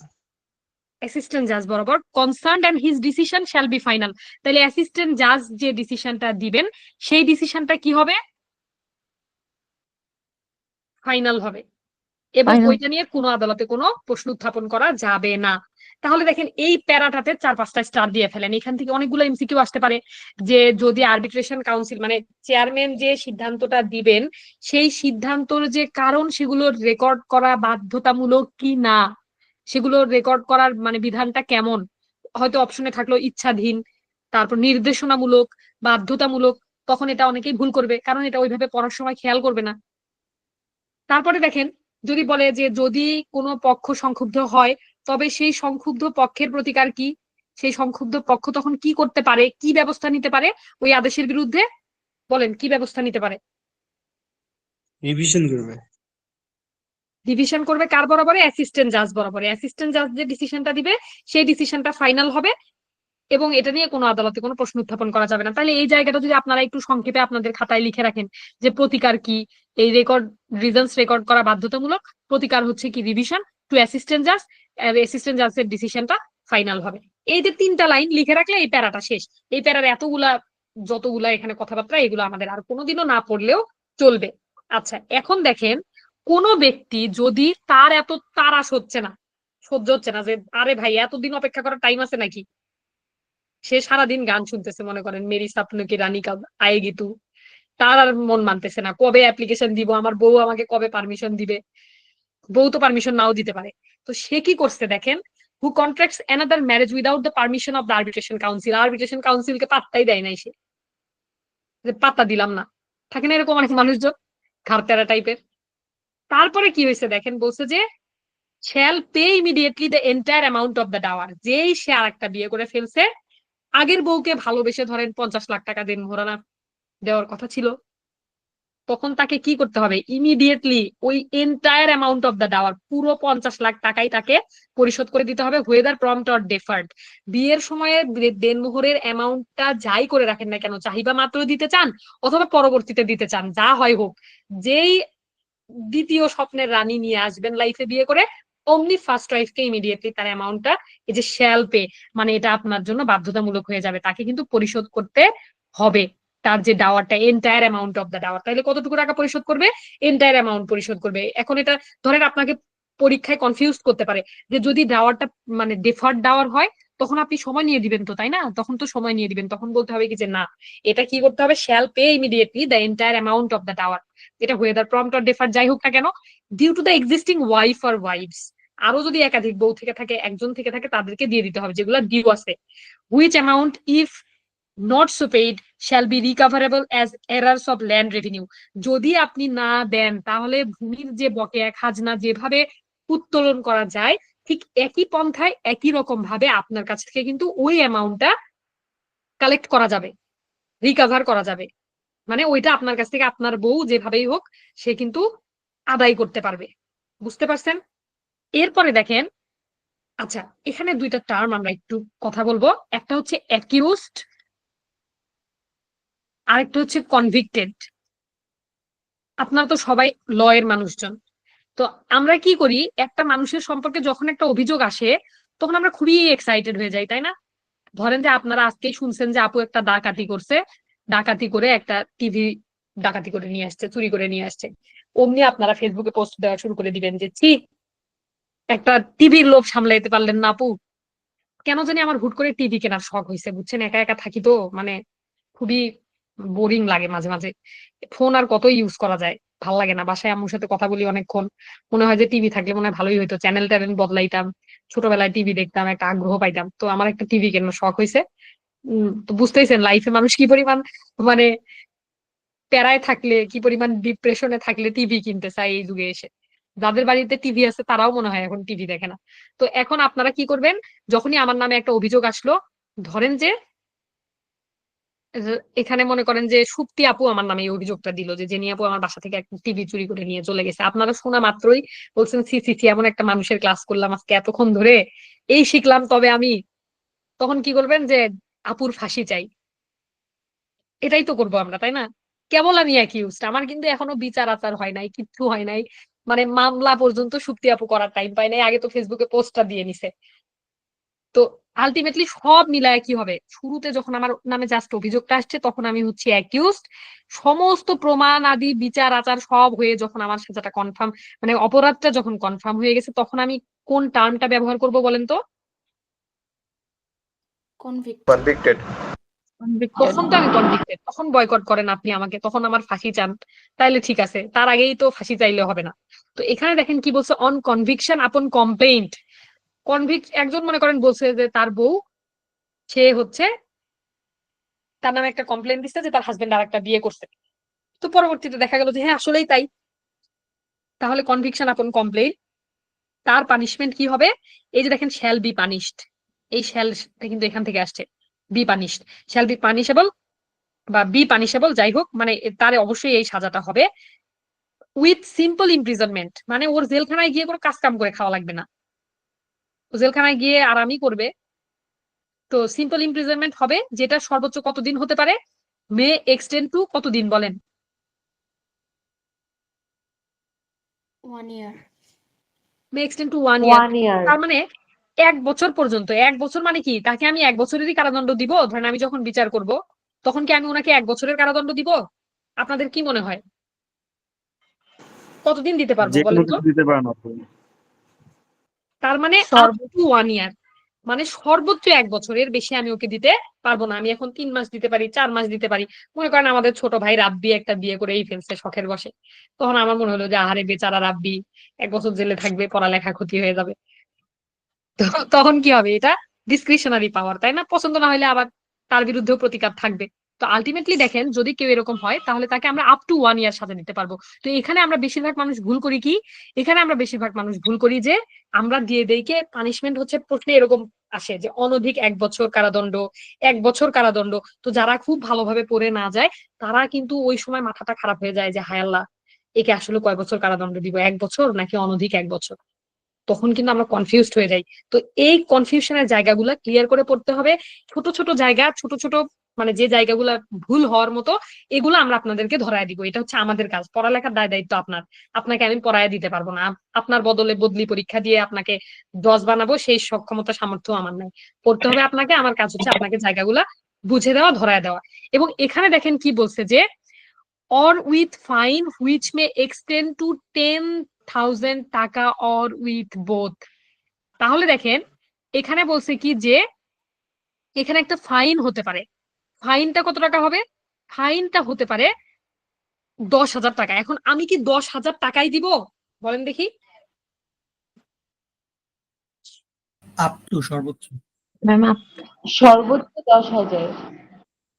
তাহলে সর্বোচ্চ 10,000 টাকা কিন্তু এখানে ফাইন করা যাবে। অথবা একই সাথে ধরেন অনেক সময় এরকম সাজা দেওয়া হয়, কোনো একজন ব্যক্তির সাজা হয়েছে 6 মাস বিনাশ্রম কারাদণ্ড, 6 মাস সিম্পল ইমপ্রিজনমেন্ট, এবং অর্থদণ্ড কত, ধরেন যে 10,000 টাকা, তো ধরেন 5,000 টাকা অর্থদণ্ডে দণ্ডিত করা হলো। তাহলে এইরকম সাজা হতে পারে। তাহলে দেখেন এই হচ্ছে মোটামুটি সেকশন 6 এর কাহিনী। সেকশন 6 এ ছিল পলিগামি। এখন দেখেন পলিগামি থেকে অনেক সময় প্রশ্ন আসে যে কোনো ব্যক্তি যদি এরকম সেকেন্ড ম্যারেজ করে সেই ক্ষেত্রে তার পানিশমেন্ট কি হবে। তাহলে এই যে শাস্তিগুলো আপনাদের ভালো করে পড়তে হবে, এগুলো প্রিলিতে আসতে পারে, এগুলো রিটেনে আসতে পারে, এগুলো কিন্তু অনেক জায়গাতেই প্রশ্ন আকারে আসতে পারে। আর এই জায়গা থেকে এই যে যতটুকু সেকশন আমরা পড়লাম, এখানে কিন্তু বাদ যাওয়ার মতো কিছুই বাদ নাই। এইভাবে যদি আপনারা ধরে ধরে জিনিসগুলো পড়েন এবং ছোট ছোট আকারে নোট রাখেন, এই পুরো সেকশনটা কিন্তু 4-5 লাইনের মধ্যে লিখে ফেলা সম্ভব। তাহলে আপনারা যদি খাতা, একটা ছোট ছোট খাতা মেনটেন করেন, আমরা তো মোটামুটি অনেক দিন ক্লাস করব, 15-16 মাস ক্লাস করব। এই 15-16 মাস যদি একটু কনসিস্টেন্সি মেনটেন করেন, তাহলে আপনার একটা সুন্দর গোছানো প্রিপারেশন হয়ে যাবে। আর আপনি যদি মনে করেন যে আমি ফাও ফাও ক্লাসে আসবো, মাঝে মাঝে ইচ্ছা হইলো আসবো, মাঝে মাঝে ইচ্ছা হইলো আসবো না, যা খুশি তাই করবো, লেকচার টেকচার কিছু তুলবো না, এসে ঘুমাবো, অনলাইন ক্লাস কেউ তো দেখতেছে না আমি কি করতেছি, বসে বসে রিলস দেখবো, ফেসবুকে বসে বসে পড়ালেখার ফাঁকে ফাঁকে ক্লাসের পোস্ট শেয়ার করব, আপু একটা ফানি গল্প বলছে যাই একটা পোস্ট দিয়ে আসি, তো এগুলো করা যাবে না। তো আলটিমেটলি পড়াশোনা করতে হবে, পড়াশোনার কোনো বিকল্প নাই। বেশিরভাগ মানে বিশেষ করে আমরা বাংলাদেশের বেশিরভাগ মানুষ হচ্ছে মিডল ক্লাস। আমাদের বাপ মায়ের আছে শুধু মান সম্মান আর বড় বড় স্বপ্ন। তো সেই জায়গাতে আমাদের যাইতে হবে পড়ালেখা করে। এখন মনে করেন যাদের বাবা মায়ের অগাধ টাকা পয়সা আছে, সে অক্সফোর্ড হার্ভার্ডে পড়তে যাবে উইদাউট স্কলারশিপ। আমি তো সেটা পারবো না। টিউশন ফি কোটির কাতারে, যে টাকাগুলো হয়তো আমরা অনেকে চোখেই দেখিনি কোনোদিন। আমাদের যে স্বপ্ন, আমাদের যে ড্রিম, সেটার জন্য অবশ্যই কাজ করতে হবে। আর অনেকেই বলেন যে আমার পড়া হয় না, আমার অনেক আবেগ, সারাদিন খালি আবেগেই বসে বসে পড়ালেখার চিন্তা ভাবনা করি, কিন্তু বিবেক দিয়ে আর পড়ালেখা করি না। এটা খুব খারাপ একটা জিনিস। নিজের উপরে কন্ট্রোল অবশ্যই রাখতে হবে, তা না হলে কিন্তু আপনি কিছুই করতে পারবেন না লাইফে। নিজের উপরে কন্ট্রোল থাকতে হবে যে পড়বো, সিস্টেমেটিক পড়াশোনা করব, যেটা পড়লাম সেটা ভালোভাবে পড়বো। তো যাই হোক, দেখেন তাহলে বহু বিবাহ তো গেল। এখন আমরা যেটা দেখবো, এই যে দেখেন তালাক। তালাকের মধ্যে তাহলে বিয়ে করলো অনেকগুলা। এখানে দেখেন দুইটা ব্যাপার আছে। সেকশন 7-এ আমরা দেখতেছি তালাক, কিন্তু সেকশন 8-এ দেখেন আবার একটা জিনিস আছে যে dissolution of marriage otherwise than by talaq. মানে তালাক ব্যতীত ডিসলিউশনের কিন্তু অন্য পন্থা যেগুলা, তার মানে তালাক বাদে অন্য অন্য পন্থা যেগুলা, সেগুলোর ক্ষেত্রে সেকশন 8-এর কথা বলা হয়েছে, সেকশন 7-এ বলছে তালাক। তার মানে তালাক মানে তালাক সেকশন 7। এখানে আপনার 8-এ যাওয়ার কোনো সুযোগ নাই, পরীক্ষায় যদি আসে ভুল করা যাবে না। এখানে দেখেন কি বলছে যে any man who wishes to divorce his wife, যে তার বউকে তালাক দিতে চাচ্ছে, শ্যাল, তাকে কি করতে হবে, as soon as maybe after the pronouncement of তালাক, তালাক উচ্চারণ করার পরে যত শীঘ্রই সম্ভব কি করতে হবে, in any form whatsoever give the chairman notice in writing, চেয়ারম্যানকে একটা লিখিত নোটিশ দিতে হবে of his having done so, সে যে তালাক দিয়েছে তার ওয়াইফকে সেটা লিখে দিতে হবে, and shall supply a copy thereof to the wife, এবং ওয়াইফকে একটা কপি সাপ্লাই করতে হবে। তাহলে দেখেন এটা তার, এই কাজগুলো করা তার জন্য বাধ্যতামূলক। সে তালাক উচ্চারণ করার সাথে সাথে চেয়ারম্যানকে যত শীঘ্র সম্ভব একটা লিখিত নোটিশ দিবে, নোটিশের একটা কপি তার ওয়াইফকে দিবে। এরপরে দেখেন বলছে কি যে কন্ট্রাভিনস দ্য প্রভিশন, সাবসেকশন 1-এ যে কথাবার্তাগুলো বলে আসলাম, এগুলার প্রভিশন যে কন্ট্রাভিন করবে, যে ভায়োলেট করবে, ভঙ্গ করবে, তার একটা পানিশমেন্ট হবে, shall be punishable with simple imprisonment. তার মানে এখানে গিয়ে ওর কাজ কাম করে খাওয়া লাগবে না, থালা বাসন মাজা লাগবে না, সিম্পল ইমপ্রিজনমেন্ট হবে। মানে কি, বিনাশ্রম কারাদণ্ড। কারাদণ্ড কয় ধরনের হয়, দুই ধরনের, একটা হচ্ছে বিনাশ্রম আর একটা হচ্ছে সশ্রম। একটা হচ্ছে সিম্পল ইমপ্রিজনমেন্ট আর একটা হচ্ছে রিগোরাস ইমপ্রিজনমেন্ট। তো এগুলো আমরা ইনশাল্লাহ পেনাল কোডে পড়বো। তো দেখেন এখানে কি বলছে, সিম্পল ইমপ্রিজনমেন্ট হবে এই একই কাহিনী, কিন্তু দেখেন 1 ইয়ারের সাজা হতে পারে, অথবা ফাইন, অথবা এই যে যেটা 10,000 টাকা পর্যন্ত ফাইনটা এক্সিড করতে পারে, অথবা বোথ। তাহলে দেখেন দুইটা কাহিনী সেম, ওইখানেও পানিশমেন্ট সেম, এইখানেও পানিশমেন্ট সেম, জাস্ট আপনি জিনিসটা লিখে রাখেন খাতায়। এরপরে দেখেন কি বলছে যে সাবসেকশন 5-এ যাই বলা থাকুক না কেন, তালাক unless revoke earlier expressly or otherwise. দেখেন তালাক কিন্তু রিভোক করা যায়, এটা আমরা তালাক চ্যাপ্টার যখন, ডিভোর্স চ্যাপ্টারটা যখন পড়বো তখন আমরা দেখবো তালাক কি কি ভাবে রিভোক হতে পারে। তাহলে তালাক কিন্তু রিভোক করা যাবে, shall not be effective until the expiration of 90 days from the day on which notice is delivered to the chairman। তাহলে দেখেন একটা তালাক কার্যকর হতে কতদিন সময় লাগবে বলেন দেখি? 90 দিন। 90 দিন। তাহলে 90 দিনের আগে তালাকটা কার্যকর হবে না, এবং তালাকটা 90 দিন যে সময়টা, এটা কখন থেকে কাউন্ট হবে? নোটিশ দেওয়ার পর থেকে। চেয়ারম্যানকে যেদিন থেকে নোটিশ দিলাম সেদিন থেকে 90 দিন পরে তালাকটা কার্যকর হবে, তাই না? 90 দিন পরে। তাহলে আপনি যখন পারিবারিক মামলার রায় লিখবেন ইনশাল্লাহ একটা সময়ে, তখন কিন্তু আপনাকে এই 90 ডেজ মাথায় রাখতে হবে তখন আপনি রায় লেখার সময় এই জিনিস কাজে লাগাবেন যে 90 দিন নোটিশ দেওয়ার পর থেকে কার্যকারিতা 90 দিন সময়টা পার হয়েছে কি না। এরপরে দেখেন 4 নম্বরে কি বলছে, within 30 days of the receipt of notice under subsection 1 the chairman shall, দেখেন চেয়ারম্যান নোটিশটা পাইলো, পাওয়ার পরে 30 দিনের মধ্যে চেয়ারম্যান কি করবে, একটা আরবিট্রেশন কাউন্সিল কনস্টিটিউট করবে। এই যে দেখেন shall constitute an arbitration council for the purpose of bringing about a reconciliation. এই যে দেখেন এই টার্মটা দাগ দিয়ে ফেলেন যে পার্টিদের মধ্যে এখানে তাহলে কিসের বিধানের কথা বলছে বলেন দেখি।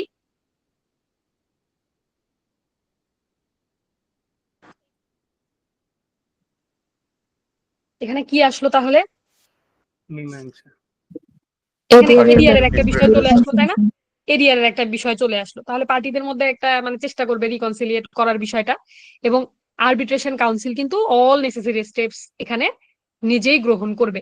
করার পরে দেখেন কি বলছে যে if the wife be pregnant at the time talaq is pronounced, যখন তালাক উচ্চারণ করলো ওয়াইফ যদি প্রেগনেন্ট হয় তাহলে কতদিন পর্যন্ত ওয়েট করতে হবে ডিভোর্স হওয়ার জন্য?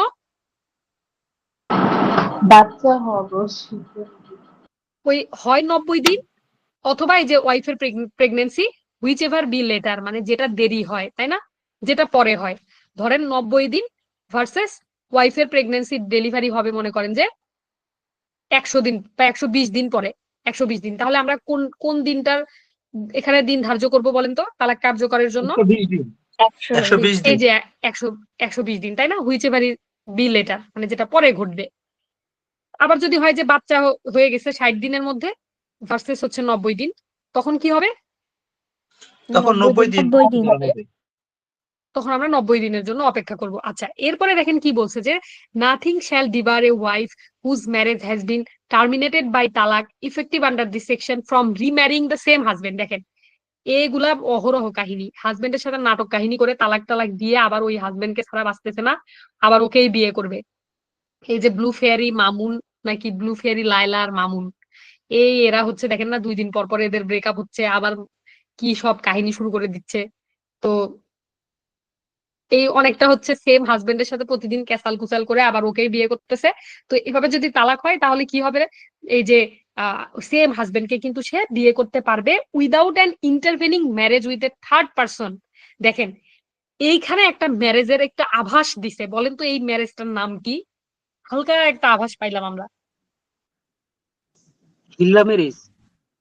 এটার নাম হচ্ছে হিল্লা বিবাহ তাই না, হিল্লা ম্যারেজ মানে হিল্লা বিবাহ। হিল্লা বিবাহ জিনিসটা কি, যে একদম শুরুতে একটা মহিলাকে তার বাবা মা যেভাবে ভালো পাত্র খুঁজে পাত্রস্থ করে তাকে বিয়ে দেয়, ঠিক একই রকম ভাবে তাকে বিয়ে দিতে হবে, ভালো সৎ পাত্রে তাকে বিয়ে দিতে হবে। দেওয়ার পরে তার হাজবেন্ড যদি কোনো কারণে মারা যায় অথবা তার হাজবেন্ড যদি স্বেচ্ছায় তাকে তালাক দেয়, তারপরে কিন্তু সে তার আগের হাজবেন্ডকে বিয়ে করতে পারবে। কিন্তু আমাদের সোসাইটিতে কি হয়, মুসলিম ল কিন্তু এটা বলে না, মুসলিম আইন কিন্তু এটা বলে না। আমাদের সোসাইটিতে কি হয়, একজন হুজুর বলে যে আসেন আপনার বউকে আমার সাথে দিয়ে দেন, আমি এখনই ও তালাক দিয়ে দিচ্ছি, গিয়ে আপনার বউকে আবার বিয়ে করেন। এটা কিন্তু হিল্লা বিবাহ না। তো এখানে বলছে কি যে আপনি যে হাজবেন্ডের সাথে নাটক গুলা যে করতে পারবেন, এই নাটকটা সর্বোচ্চ কয়বার করতে পারবেন? সর্বোচ্চ 3 বার করতে পারবেন। থার্ড টাইমে যদি আপনি এরকম বারবার ডিভোর্স দিতেই আছেন তখন কিন্তু আর ওই মানে সেম হাজবেন্ডকে আপনি আর বিয়ে করতে পারবেন না। তাহলে দেখেন এখানে একটা জিনিস কি বলছে, এখানে থার্ড টাইমের একটা মানে কি বলবো যে ব্যারিয়ার দেওয়া হয়েছে, কিন্তু পরীক্ষায় প্রশ্ন আসতে পারে যে এই হালালা নীতি মানে এই যে হিল্লা বিয়ে করার যে বিষয়টা, এই নীতিটা কিন্তু বাতিল করে দিল। বললো কি যে আপনার আর হালালা নীতি ফলো করতে হবে না, এটার নাম হচ্ছে হালালা নীতি বা হিল্লা বিবাহের যে নীতি। তাহলে বলে দিল কি যে এই হালালা নীতি আপনাকে আর ফলো করতে হচ্ছে না, এটা বাতিল। তাহলে এটা 1961 এর MFL তে কত সেকশনে বাতিল করা হয়েছে এটা একটু লিখে নেন।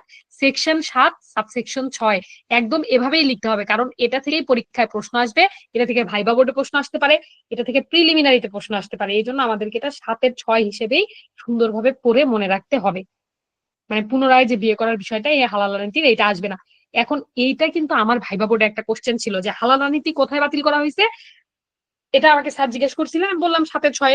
তখন স্যার বলছে যে ঠিক আছে, কিন্তু তাই বলে কি একজন ব্যক্তি তার হাজবেন্ডকে শত বার ডিভোর্স দিয়ে বিয়ে করতে পারবে, সেম হাজবেন্ডকে মানে রিম্যারি করতে পারবে কিনা, ওইটার লিমিট কতটা? এই যে দেখেন এখানে কিন্তু বলেই দিছে যে unless such termination is for the third time so effective. এটা থার্ড টাইম যদি না হয় তবে তার হালালা বিয়ে করার দরকার নাই। এখানে কিন্তু এই হালালা নীতিটা বাতিল, কিন্তু থার্ড টাইমের একটা মানে কি বলবো যে ব্যারিয়ার এখানে কিন্তু থেকে গেল। তো এই জন্য এইটা ভাইবা বোর্ডের কোশ্চেন ছিল, তো আপনার কোনো একটা কারণে এটা এমসিকিউ প্রশ্ন আকারে চলে আসতেই পারে যে কতবার পর্যন্ত এরকম তালাক টালাক দিতে পারবে, তাহলে এটা আপনারা একটু দেখবেন। এরপরে দেখেন 8 নাম্বার সেকশনটা আসলে ওইভাবে লাগে না, এখানে জাস্ট আমরা একটু দেখি যে where the right to divorce has been duly delegated to the wife, ওয়াইফকে আপনি রাইট দিছেন তালাক দেওয়ার। এই ধরনের ওয়াইফ যে ধরনের তালাক দিতে পারে সেই তালাকটাকে আমরা কি ধরনের তালাক বলি বলেন তো? খোলা।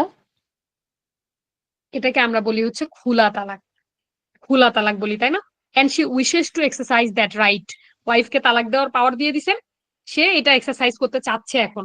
where any of the parties to a marriage wishes to dissolve the marriage otherwise than by তালাক, তালাক ব্যতীত দুইজনের মধ্যে যদি হয়, মিউচুয়ালি তালাক হয়, তাহলে খোলা তালাক। এখানে দেখেন কি বলছে, the provision of section 7 shall mutatis mutandis and so far as applicable apply। তো এটার মানে কি, যেভাবে প্রয়োজন, এই টার্মটা একটু তাহলে মেনশন করে দাগায় ফেলেন, যেভাবে প্রয়োজন। এটা একটা ল্যাটিন টার্ম, এটা মিনিংটা লিখে নেন। ধরেন এটা হচ্ছে এমসিকিউ তে চলে আসলো,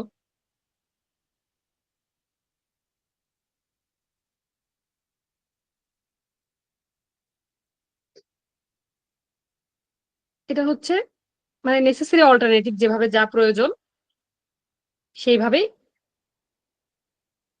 with things changed that should be changed,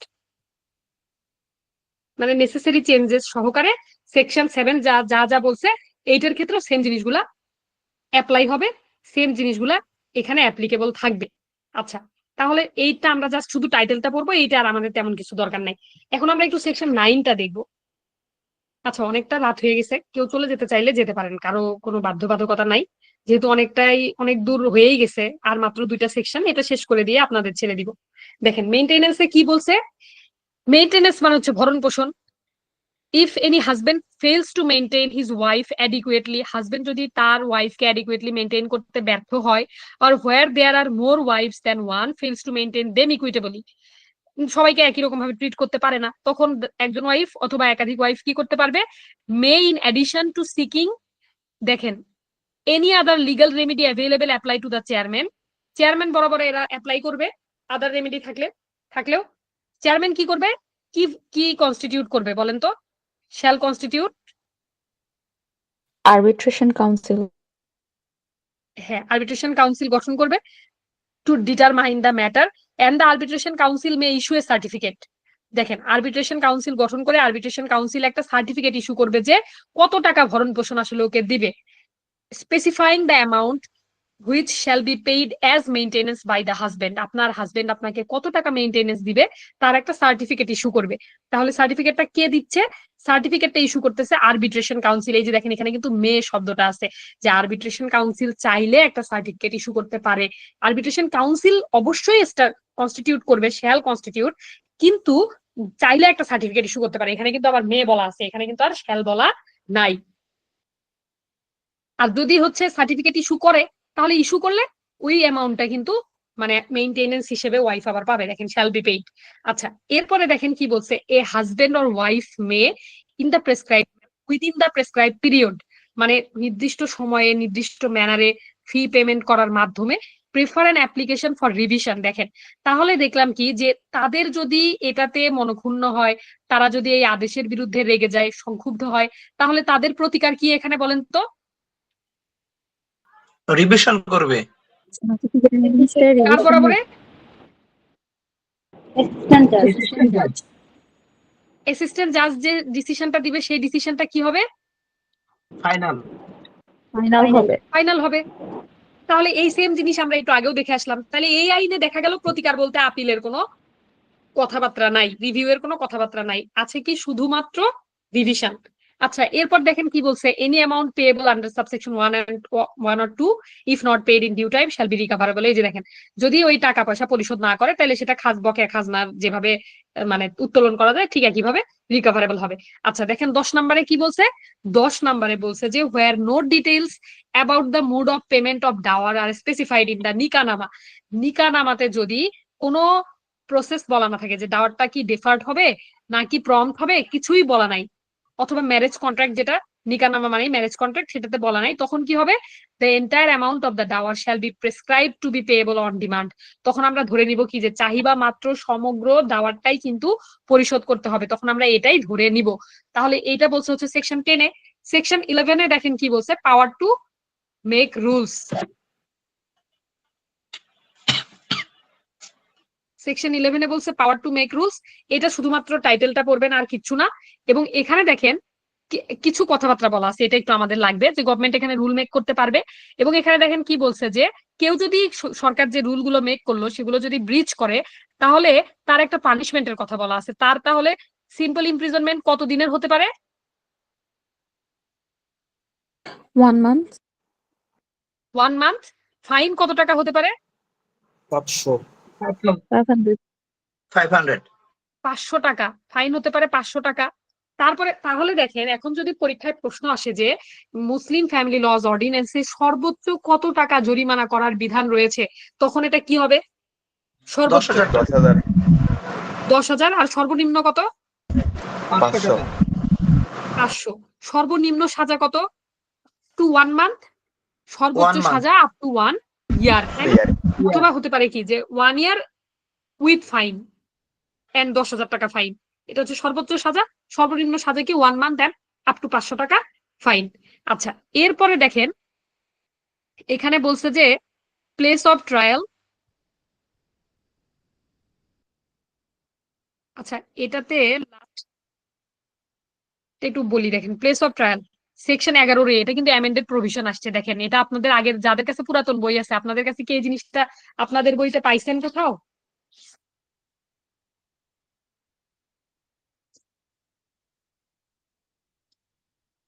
আচ্ছা, 10 নাম্বার সেকশনটা কি বাদ পড়ে গেল নাকি? দাঁড়ান তো, 10 নাম্বারে কোনো কিছু বাদ গেছে কিনা। না, বাদ যায় নাই। একটু দাঁড়ান, আমি একটু ফোন থেকে বের করি, এখানে ওই বোর্ডটা টানাটানি করতে গিয়ে কিভাবে দেখা যাচ্ছে না।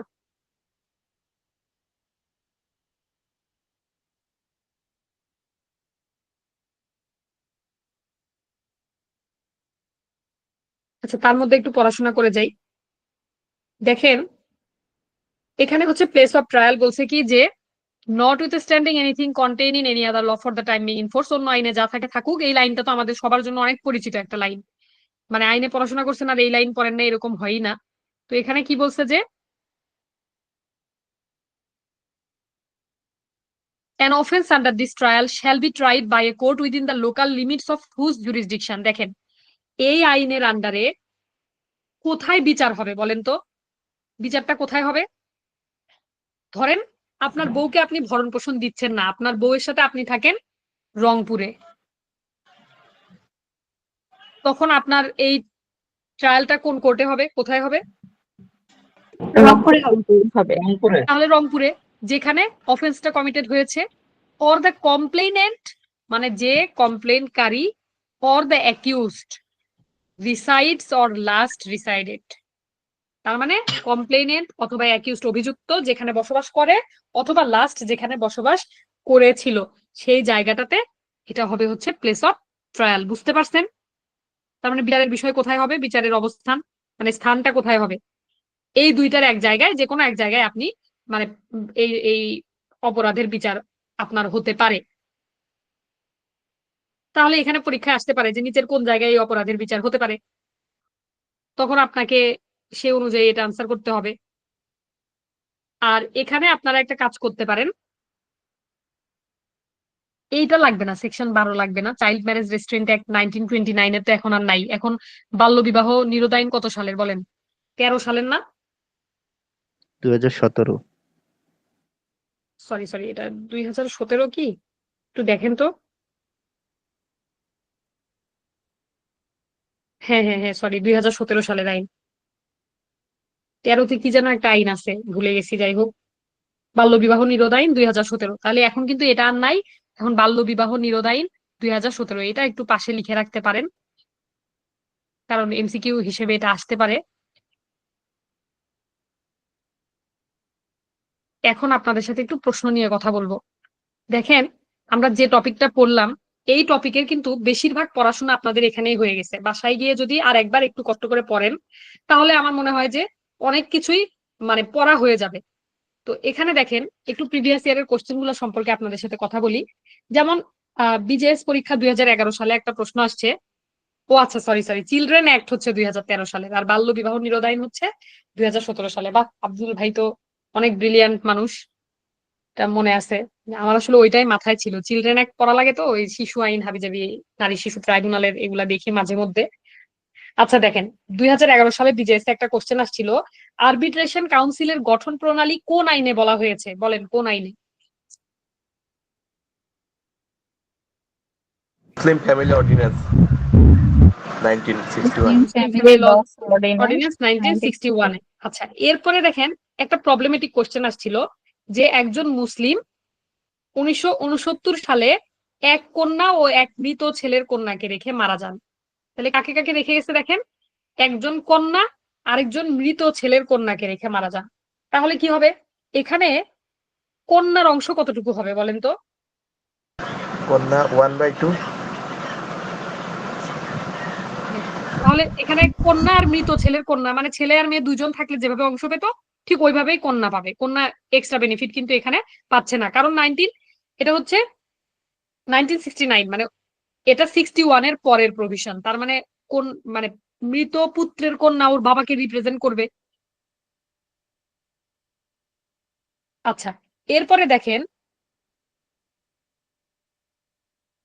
এখানে তাহলে মৃত মানে নর্মালি মৃত ছেলের কন্যা পাবে কত, 2/3, কারণ ওর বাপকে রিপ্রেজেন্ট করতেছে, 2:1 অনুপাতে তারা অংশগ্রহণ করবে। এটা এখন নেওয়ার দরকার নাই মাথায়, এটা আমরা আস্তে ধীরে পরেও পড়বো। দেখেন এখানে একটা 11 বিজেএস, এটা হচ্ছে 13 বিজেএস এর একটা প্রশ্ন।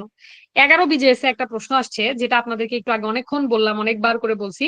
11 বিজেএস এর প্রশ্নটা কি আসছে জানেন? এখানে আসছে যে পুরো সেকশন 4টা তুলে দিছে, তুলে দিয়ে বলছে যে এটা কোন আইনে আসলে আলোচনা করা হয়েছে, যে এই যে in the event of the death of any son or daughter of the propositus before the opening of succession, the children of such son or daughter, if any living at the time the succession opens, shall per stripes receive a share equivalent to the share which such son or daughter, as the case may be, would have received if alive. এটা কোন আইনে বলা হয়েছে বলেন তো? Section 4। তাহলে এমএফএল তে বলা হয়েছে, এটা আমরা বললাম সেকশন কততে বলা হয়েছে এটা? সেকশন 4। আর হচ্ছে এটার সেকশন, এটার এই সেকশনে মানে ডক্ট্রিনটার নাম কি? Doctrine of representation. Doctrine of representation বা প্রতিনিধিত্বমূলক মতবাদ। তাহলে দেখেন এখানে আরেকটা প্রবলেমেটিক প্রশ্ন আসছে, এটা হচ্ছে অঙ্ক টাইপের একটা প্রশ্ন আসছে। এটা 12 বিজেএস এর, এর আগে যেটা জিজ্ঞেস করলাম এটা 11 বিজেএস। 12 বিজেএস এর একটা প্রশ্ন আসছে, ক এর পুত্র খ 1960 সালে মারা যায়। দেখেন ক এর পুত্র হচ্ছে খ 1960 সালে মারা গেছে। তাহলে দেখেন এখানে একটা জিনিস মানে চিন্তা করেন তো, যে 1960 সালে মারা গেছে, তাহলে 60 সালে মারা যাওয়ার পরে কি 61 এর প্রভিশনটা তার ক্ষেত্রে অ্যাপ্লিকেবল হবে? জি না। না, হবে না। যেহেতু 60 সালে সে মারা গেছে, 62 সালে ক এর এক পুত্র এবং মৃত পুত্রের এক পুত্র রেখে মারা যায়, সেই ক্ষেত্রে মৃত পুত্র খ এর পুত্রের অংশ কি হবে?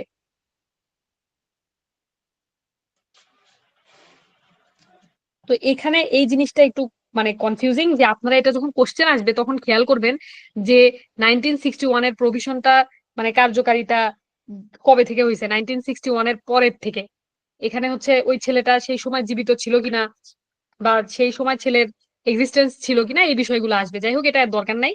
এখান থেকে মানে এই জাতীয় প্রশ্ন আসবে। এখন তো আর আমরা ম্যাথ সলভ করতেছি না, আমরা যখন মানে সাকসেশন করব তখন এই অঙ্কগুলো আপনাদের পড়ানো হবে ইনশাল্লাহ। আর এখন আপাতত দেখেন এখানে আরেকটা প্রশ্ন আসছে যে সালিসি কাউন্সিল দ্বিতীয় বিয়ের অনুমতি দিলে প্রথম স্ত্রীর প্রতিকার কি? যেটা বারবার বলতেছিলাম, বলেন তো প্রথম স্ত্রীর প্রতিকার কি? চাহিবা মাত্র দেনমোহর দেওয়া। সকল দেনমোহর পরিশোধ করবে, যদি দেনমোহর পরিশোধ না করে সেক্ষেত্রে উনি অ্যাসিস্ট্যান্ট জাজ বরাবর রিভিশন জন্য আবেদন করতে পারে। সেক্ষেত্রে সর্বোচ্চ 1 বছর। এখানে এবং প্রতিকার হচ্ছে, প্রতিকার বললে আমরা এক কথাই বলবো যে স্ত্রীর প্রতিকার হচ্ছে যদি মানে দ্বিতীয় বিয়ের অনুমতি যদি সালিসি কাউন্সিল দেয় এবং সেই সালিসি কাউন্সিল প্রদত্ত অনুমতিতে তো স্ত্রী সংক্ষুব্ধ হবে, স্বাভাবিক কথা। তখন স্ত্রীর প্রতিকার হচ্ছে সে সহকারী জজ বরাবরে রিভিশন করবে। এটা হচ্ছে সহজ উত্তর। সংক্ষুব্ধ হলে সহকারী জজ বরাবর রিভিশন করবে। আচ্ছা, এরপরে দেখেন যদি অনুমতি দেয়, অনুমতি দিলে তার প্রতিকার এটাই, আর অন্য কোনো প্রতিকার এখনই নাই। আচ্ছা, তারপরে এখান থেকে বিজেএস আর আপাতত মানে কোশ্চেন আমার বইতে নাই, নতুন প্রশ্ন তো অবশ্যই আসছে, সেগুলো আমরা যখন কোশ্চেন ব্যাংক থেকে দেখবো তখন আমরা সলভ করব, সমস্যা নাই। তো লিগামের প্রশ্ন ব্যাংকটা আপনারা দেখতে পারেন। এখন আপনাদের সবার অনেক কমন কোশ্চেন থাকে যে বইপত্র কি দেখবেন না দেখবেন। তো এখানে আমি একটু বলি, এখানে আমি মেইনলি যে বইগুলা পড়ে আসছি, আমার বই ছিল হচ্ছে ফয়েজ উদ্দিন স্যারের বই ছিল আমার। তো ফয়েজ উদ্দিন স্যারের বইটা ভালো, কিন্তু ফয়েজ স্যারের বইয়ের একটা খারাপ জিনিস বলি, ফয়েজ স্যারের বই থেকে সব চ্যাপ্টার পড়া যাবে, শুধু পড়া যাবে না সাকসেশন। কারণ ফয়েজ স্যারের বই পড়ে আমি একটা অঙ্ক ভুল করে রেখে আসছিলাম। তো আমার এই আফসোস সারা জীবনই থাকতো যদি না ফার্স্ট হতাম। তাহলে মনে হতো এই সেই একটা অঙ্কের জন্য আমার সিরিয়াল হয়তো 10 পিছায়া গেল। তো এইখানে কি হয়েছিল যে মানে ডটার থাকার পরেও যে ফুল সিস্টার রেসিডুয়ারি হতে পারে, আসাবা হয়, এই প্রভিশনটা স্যারের বইয়ে স্যার মেনশনই করে নাই। তো আমি বলবো যে আপনারা ফয়েজউদ্দিন স্যারের যে বইটা আছে সেই বইটা চাইলে পড়তে পারেন। এই বইটা এমনিতে ভালো, ওভারঅল ভালো, এটা ইংরেজি বই, বাংলাও হয়তো স্যারের বই থাকতে পারে। বাংলা বই সম্পর্কে আমার আইডিয়া একটু কম, কারণ আমি যেহেতু ইংরেজি দিয়ে পড়াশোনা করে আসছি। তো ফয়েজউদ্দিন স্যারের বইটা আমার একটু দেখার সৌভাগ্য হয়েছে। পাশাপাশি ডিএফ মোল্লার যে বইটা, ওখান থেকে আপনারা উম, চাইলে চ্যাপ্টার গুলো দেখতে পারেন, যেহেতু এখন অনেক বড় হয়ে গেছেন, পড়লে বুঝবেন। তবে আমি বলবো একটা সহজ বই, যেমন একরাম স্যারের বইটা আপনারা পড়তে পারেন, একরামুল স্যারের যে বইটা আছে মুসলিম লয়ের, ওইটা আপনারা পড়তে পারেন, ওইটা থেকে মানে বেসিক চ্যাপ্টার গুলা পড়তে পারেন, সাকসেশনটা ওখান থেকে দেখতে পারেন। আর ডিএফ মোল্লার বই যে মাস্ট পড়তে হবে এরকম কোনো বাধ্যবাধকতা নাই, আপনারা চাইলে পড়তে পারেন। ওখান থেকে একটু ম্যাথ প্র্যাকটিস করতে পারেন, দুইটা ম্যাথ যদি আগে যায় তবে খারাপ কি। বিশেষ করে সাকসেশন চ্যাপ্টারটা ওখান থেকে একটু দেখতে পারেন। আর পাশাপাশি কোনো জিনিস নিয়ে যদি একটু বেশি কনফিউশন হয়, যেমন ম্যারেজ চ্যাপ্টারে ছোটখাটো দুই একটা কনফিউশন থাকে, এগুলো আপনারা ওই বইটা থেকে একটু হেল্প নিতে পারেন। তাছাড়া বাদ বাকি যে মানে থিওরিটিক্যাল যাবতীয় যা কিছু আছে, এগুলো মোটামুটি ফয়েজউদ্দিন স্যারের বই দেখতে পারেন, অথবা ইকরামুল স্যারের বই যার কাছে যেটা আছে, অথবা জসিম আলী চৌধুরীর বই, যার কাছে যে বই আছে সেটা আপনারা দেখতে পারেন। তো এটা নিয়ে এমন কোনো চিন্তা করা, প্যানিক হওয়ার কিছু নাই। আর একটা গাইড বই তো মাস্ট রাখতে হবে যারা প্রিপারেশন নিবেন তাদের জন্য। তো আপাতত আমি বলবো যে যারা থার্ড ইয়ারেরও নিচে, তাদের এই সব গাইড বই কেনার দরকার নেই।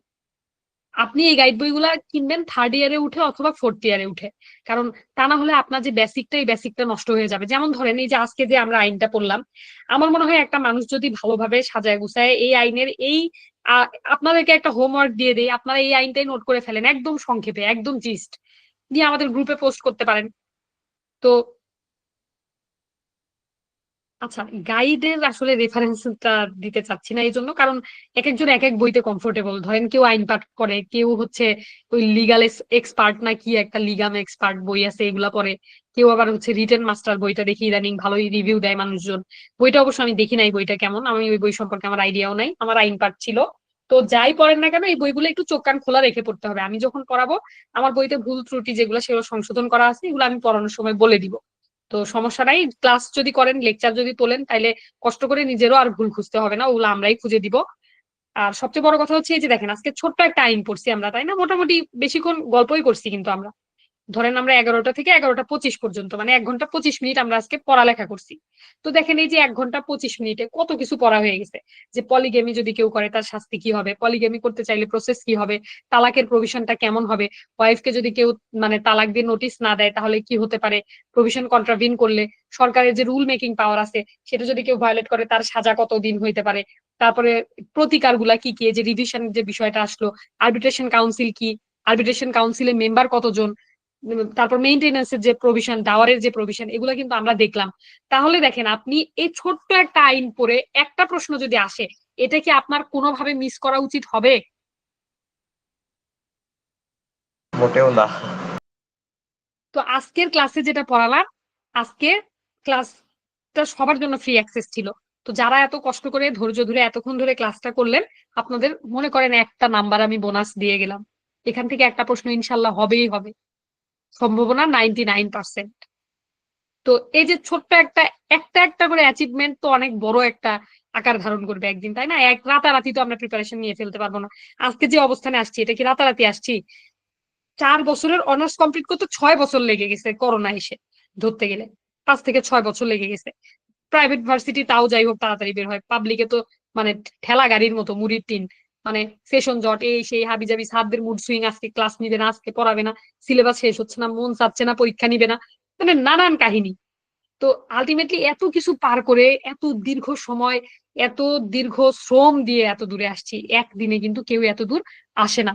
তো আপনাদের আস্তে আস্তে অল্প অল্প করে পড়তে হবে, অল্প অল্প করে পড়তে পড়তে দেখবেন যে খুব সুন্দর একটা গোছালো প্রিপারেশন হয়ে যাবে। আর পড়বেন ভুলবেন, পড়বেন ভুলবেন, না ভুললে মনে করবেন আপনার মাথায় সমস্যা হয়ে গেছে, আপনি ভুলতেছেন না কেন। পড়লে মানুষ, সুস্থ মানুষ ভুলবে, এটাই স্বাভাবিক। আমিও ভুলে যাই।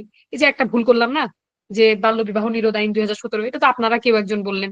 তো এইটা থেকেও প্রমাণিত যে হ্যাঁ, পড়লে মানুষ ভুলবে।